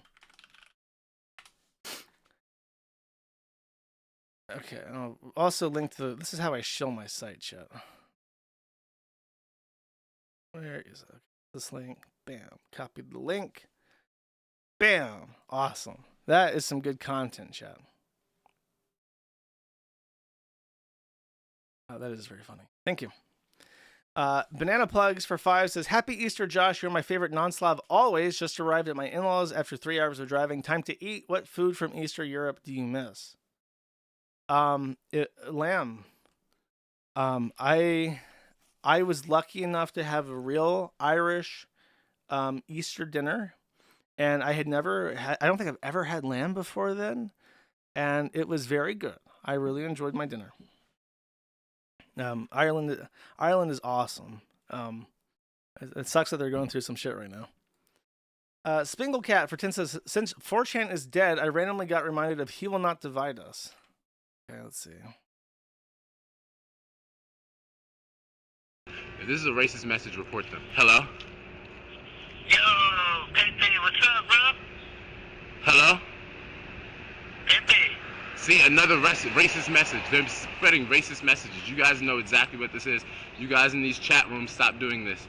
From Melbourne, Australia, we have... Now, what did you have to say? I want to ask. Hello? Do you bless the white race? Do you praise Hitler? Hit that. Can you not spread racist messages? Do you guys see that? You guys hearing this, right? Hashtag He Will Not Divide Us. Is this like a gay furry? This is like a gay black furry. Bro, you don't see many like black weirdos like this, but when you do, they're like properly fucking weirded out. They're like the black people who manage to have like white autism are like full fucking retard. It's kind of amazing. Thank you. Laserdisc Spinman for 3 says, at Laserdisc Spinman, pouring one out for 4chan for all the memes and good times. At the same time, I feel this wasn't going to end any other way. It's just sad, man. It's sad. I mean, it's one of those things where it's like, you have this asset. Why would you not take care of it? Why would you not want it to be its best self? You know what I mean? Why would you not want to reinvest into it and make it better? It's unimaginable to me. And it's sad because it's a cultural artifact of the internet. Monero Monkey for 2 says, how does it feel to be Elon's peer as one of the last 2 white website owners? Feels great. Let me tell you. It feels great. Logistical Nightmare for 10 says, happy Easter weekend, Josh. Great show as always. Thank you very much. Appreciate it. Prep Boy Rick for 10 says, Good Friday indeed, a blessing from the Lord on this day. The corn harvest has started far earlier than expected, and the milk is as sweet as cream. Rackets got out of streaming today after all. He's not going right to jail. It's after if he fucks up probation. If he does stream, I would be shocked. He might stream and try to cope-explain the sentence. Thank you. Mr. Manchester for 10 says, I like the 4chan refugees. They're all really just want a place to talk about stuff that would be great to see them breathe some life into the off-topic boards. Buy them some dog food with this $10. I agree. The off-topic boards are underappreciated, but the thing about the off-topic boards is that if you want the site to do well, you know, there were times where we had no real locale content for like months at a time. Like when Chris was slow and the site was new, it would be months before anything happened, anything worth talking about. So if during those slow periods, not every week is going to be this week, but if during those slow periods, there are places people can still post on the site, that's good. That's good for the health of the site. And popular things are popular. You know, if a site's slow and you have space for XYZ, it doesn't matter. But if things are popular, then they stay popular. Red Eyes Black Dragon for 2 says, what if you own 4chan, George? You could if you really wanted. Probably not. I probably can't afford it. But if I was being paid to deal with it, I could do it. Bordier for 5 says, re-4chan soft banning. I remember when people started thinking YouTube was shadow banning and people were really mad and comparing it to Chi-Com censorship. Now every site is 100 times worse and that makes me sick. Yeah, it's called discouraging, but it's or it used to be called hell banning. Red Eyes Black Dragon for 2 says, you should metal detect to find more silver coins. That's a lot of time investment to find, to maybe have a chance of finding something. Cody Dante for 10 says, I used to think that funny people can't restrain it. The jokes just slip out and you can't restrain them. But iDubbbz hasn't said anything funny in 6 years. My worldview is crumbling. That's because of he's on SSRIs, bro. He's like a different person. Thank you. The Ghost of Lotax for 1 says, the most annoying thing about 4chan is how easily it would be to improve the site. Just doing minor changes, like banning Twitter screen cap threads, would drastically improve the site's quality. Woo. Yeah, I agree. I covered that. I agree. Banana Plagues for 10 says, you mentioned Gila Klein, and I instantly hear a certain 10 seconds of Stoffels clip that has gun sounds. I did play it. Stupid Fuck for 1 says, they finished doing gas line in front of my house, but there's still fucking porta potty in front of the house next door. It's 80 degrees today. Gross. Sorry to hear that.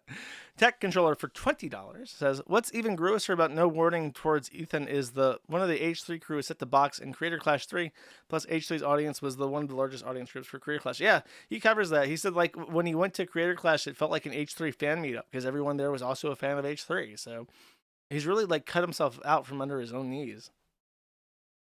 Thank you. George Floyd for 20 says, I saw a fat loser wearing Teddy Fresh H3 merch in public. It was like voluntarily wearing a sign wearing, please rob me. I have money and I'm stupid. It is not Ethan Klein merch. It is Gila Klein merch. She has her own fashion line called Teddy Fresh. But yeah, it's very like pastel.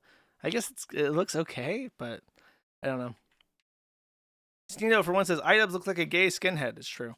He has these very like his the innermost of his eyebrows are like so narrow they like lock into each other and it just makes him look perpetually fucking angry and sad.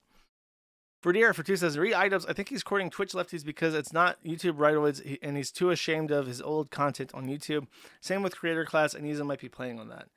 No, I think that he was fine with his relationship with H3, but Aniza did the whole, I'm a Muslim and I'm super oppressed and you can't be friends with a Zionist pig anymore. Wee. And then he didn't have a choice. Banana Plugs for 2 says, George Miller fucking won by distancing himself from those two, killing off the pink guy universe. Yeah, Joji's great, man. His music kicks ass. Yeah, his music is great. Mousecop 5 for 10 says, Muslim versus Jews is like AIDS versus cancer. I don't find this a hard choice. I would pick Jews. I hope that one day Jews in the United States start getting anti-immigrant sentiment, because of like they so obviously, like, not just like the Turks and Arabs, but like the Mexicans, they tend to side with the Turks and the Arabs because they're like that same color of brown.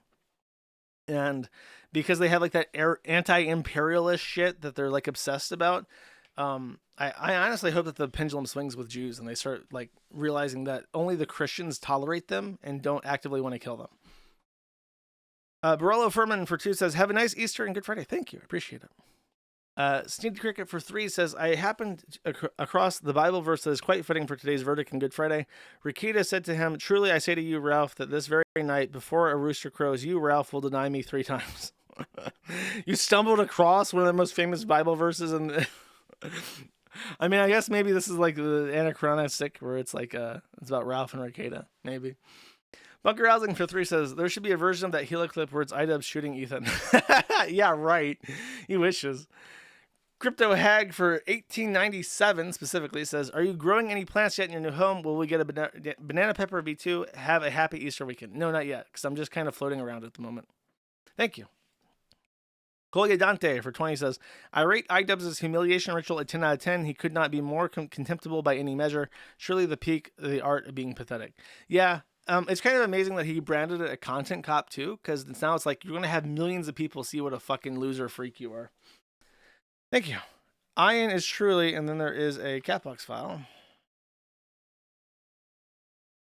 Oh my god. I don't understand this meme. It just says the raped with like the Full House font or something. I don't know. I don't get the meme. He's not been raped. He's just cuckolded himself voluntarily to Anisa. He chose this. He didn't even get like forced upon him.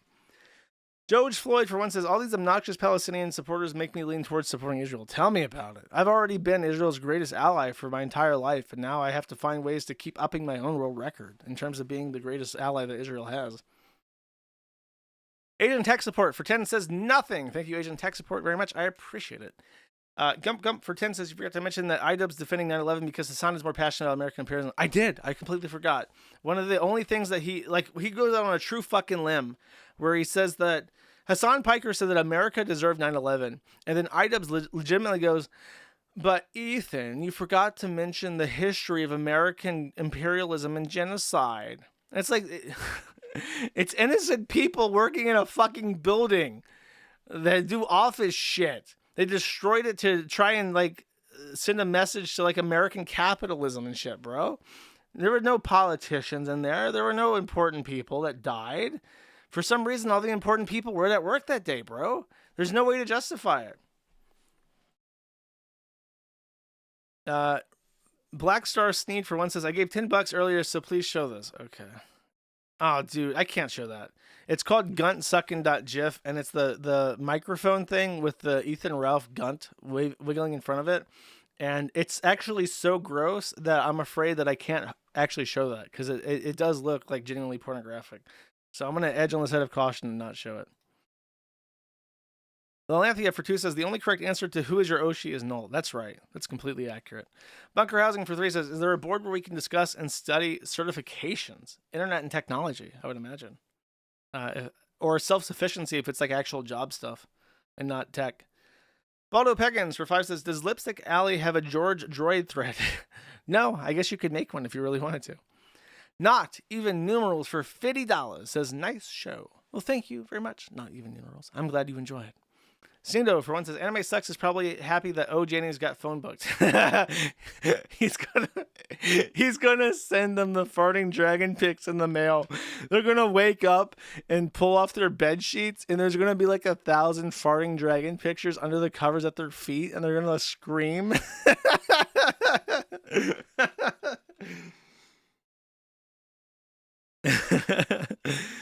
Hamster for 10 says, I forgot that it was Maddie today, so I just came here just in time for Super Chats. I want to say hello to everyone. Hello, Hamster. You missed a good stream. You should roll. We're going to take it back. Bum, bum, bum, bum. Gotta wind it back. Speak of the devil, and he shall appear. Anime Sucks, Cope, and Sneed for 5 says, nah, I don't care, LOL. Tell Solidus I own them on O. By the way, did Kennedy get killed because McNamara was starting up his defense intelligence agency? Kennedy was killed because he was trying to remonetize the silver coin, bro. Don't get it twisted. Hydro. This is a hard name to read, green on green. Hydrofluoroolefin for 5 says, here's my contribution to your fund to purchase 4chan. Hope your day's going nice. Happy Easter, Grand Sweeper. Right, Hiroyuki, say, pay this guy $144,000 a year with medicine, with eyes and ears. Thank you. Laser Gator for that's a weird name. For 2 says, we were originally stationed at Holbert Field, and my roommates asked what Whataburger you worked at. The one in Destin. I worked the one right next to the Destin Beach. Mad Archive 505 for 2 says, I volunteered to print out the mail rackets, the updates on his side while he's in the clink. I'm not endorsing anything. You can do what you want. I have no opinion. Bunker Housing for 3 says, we're not going to get us some JF Garippy content. Also, not today. No, I'm going to probably do that next week, depending on how that week goes. I've not forgotten about it, though. Chunky K for 5 says, nothing. Thank you very much. Green 2222222 for 5 says, should I frame the pardon certificate Trump gave me, or would it scare away the hose? If you have a certificate of pardon from the J6 shit, you should frame that for sure. Don't even cheap out on it. Get like a big frame. Get like a frame that's filled with like argon and is like airtight and has UV resistant glass and shit too. You gotta hang that like on the mount. Like it's a piece of paper, right? But you need one of those frames that has like a border inside the frame that's like twice as big, so it fits up like a full mantle length, and get like a really kitsch ornate gold border. Argon that shit and seal it up and put it over your mantle. And when the bitches walk in, you point at it and say, I was arrested and pardoned by Donald J. Trump personally. That's what I would do. It'd be the background of all my streams.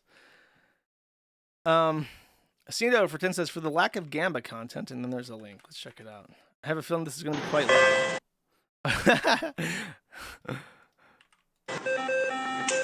Your cat can have the same mental problems as you.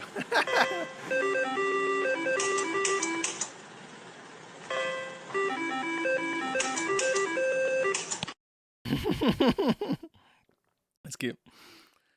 I mean, it's cute, but it's sad he's hopelessly addicted to the Gamba. 3 Cat Pileup for 20 says, humble request for next time, more tranny tears coping and scening over the British W. Oh, fuck. I did. I forgot all the responses, like threatening to kill J.K. Rowling and shit. That's a loss. You're right. That's a lost opportunity. I wish I had thought of that. Thank you. Anime Extremist for 1 says, I was talking about Pantsu, not Shondo. Shondo says edgy stuff as part of her personality. What she said in the clip was not a good look, and I don't like it.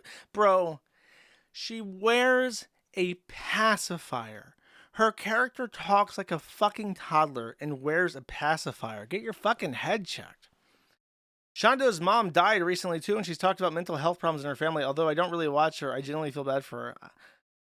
I mean, I'd feel bad for her if she wasn't a lolicon with a pacifier in her mouth talking like a retard. Like, stupid is as stupid does. Crispy Legs for 5 says, happy Good Friday. Thank you. I appreciate it. Happy Good Friday. Like Roast for 1 says, Josh doesn't know who Blue Waffle is. I know what Blue Waffles are, bro. I know what they are. I don't know who Blue Waffle is, but I know what it is. Monero Monkey for 5 says, new perks available with crypto. Yes. I'll have to do that manually still, but I don't know. Maybe I can set up something automatic. Since I'm in a productive mood, maybe I can do that. Haramburger for 2 says, between his IBS and trailer park aesthetics, Ian now has both track marks and skid marks. Gross, bro. He does look like the trashiest fucking person to ever live, though. 3.8 million sub YouTube channel. Use your screenshot as the 4chan source on the KF Twitter at 305 and a KF screenshot at 309. Really? Who? I know Turkey Tom cited us quite a bit with his recent video about Tommy Tudor. Oh yeah, this is Cobb. Boy, did an actual secure on the thread, and it shows at 308. Oh, that is 308. And then what? 305. Short little video. Oh yeah, he didn't show the Twitter account though. What a dickhead. He didn't even download the zip file. He just took my screenshot. And I know that's my screenshot because it's number one, it looks exactly how I had it, but also that's Breeze I used KDE on Arch when I took this. just to make sure I have my cred. When I'm talking about the 4chaners, I gotta let the 4chaners know that I am using Arch, as a matter of fact. But apparently it's a G meme that KDE crashes with a K, so I'm not that cool yet. Yeah. Okay, that's cool. I'm glad people are acknowledging us. I wish that he would have just included the actual Z instead of the screenshot, but The normalization is happening, chat. By the way, I have a special hamster also made by that guy that pissed people off, but I'm going to be using this as a little dancer for the stream too because I like it. Now, here's the deal. I have 3 different outro songs picked, and I picked my one because I wanted something 4chan-like that reminded me of 4chan, so I had 2 options, or 2 options, and then I added a third at the last second. So this was option A, which should be familiar to some people. Wishing on a dream that seems far off. That is... Oh, fuck. Right before the end stream ends. That is... Option A, Winds Nocturne. This was option B. Do the impossible, see the invisible. Row, row, fight the power. Touch the untouchable, break the unbreakable. Row, row, fight the power. Which is Libera Me from Hell by Gurren Langen. But I feel like the weebs got too much this stream. So you know what? We're taking it back to our roots. I'll see you guys next week. Have a great Easter weekend. Thank you very much for watching. Thank you very much for your support. I had a great time. Until next time, take it easy. Bye-bye. Let's do it. Let's go back. Back where? Back to a website. Let's go back to a website. Come on, come on, come on, come on. Back to a website. Or you can log on to your favorite website. .com. Oh, that website. I was scrolling down to the local HTML. Getting kinda nifty on the side. Well, what do I see? A W times 3. And a .com times 25. Let's go back to a website. Come on, come on, come on, come on. Back to a website. Log on to your favorite website.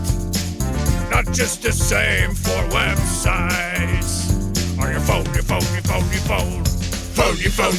Phone. Let me get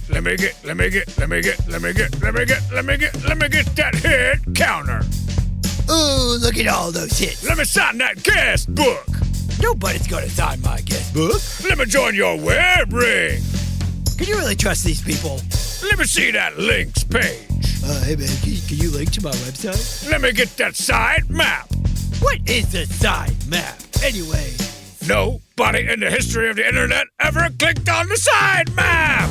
Let's go back to a website. Come on, back to a website. You can log on to your favorite website. .com. Oh, that website.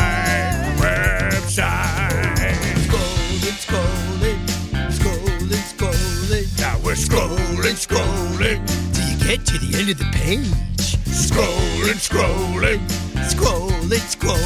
Yeah, we're scrolling. There used to be an end to the page.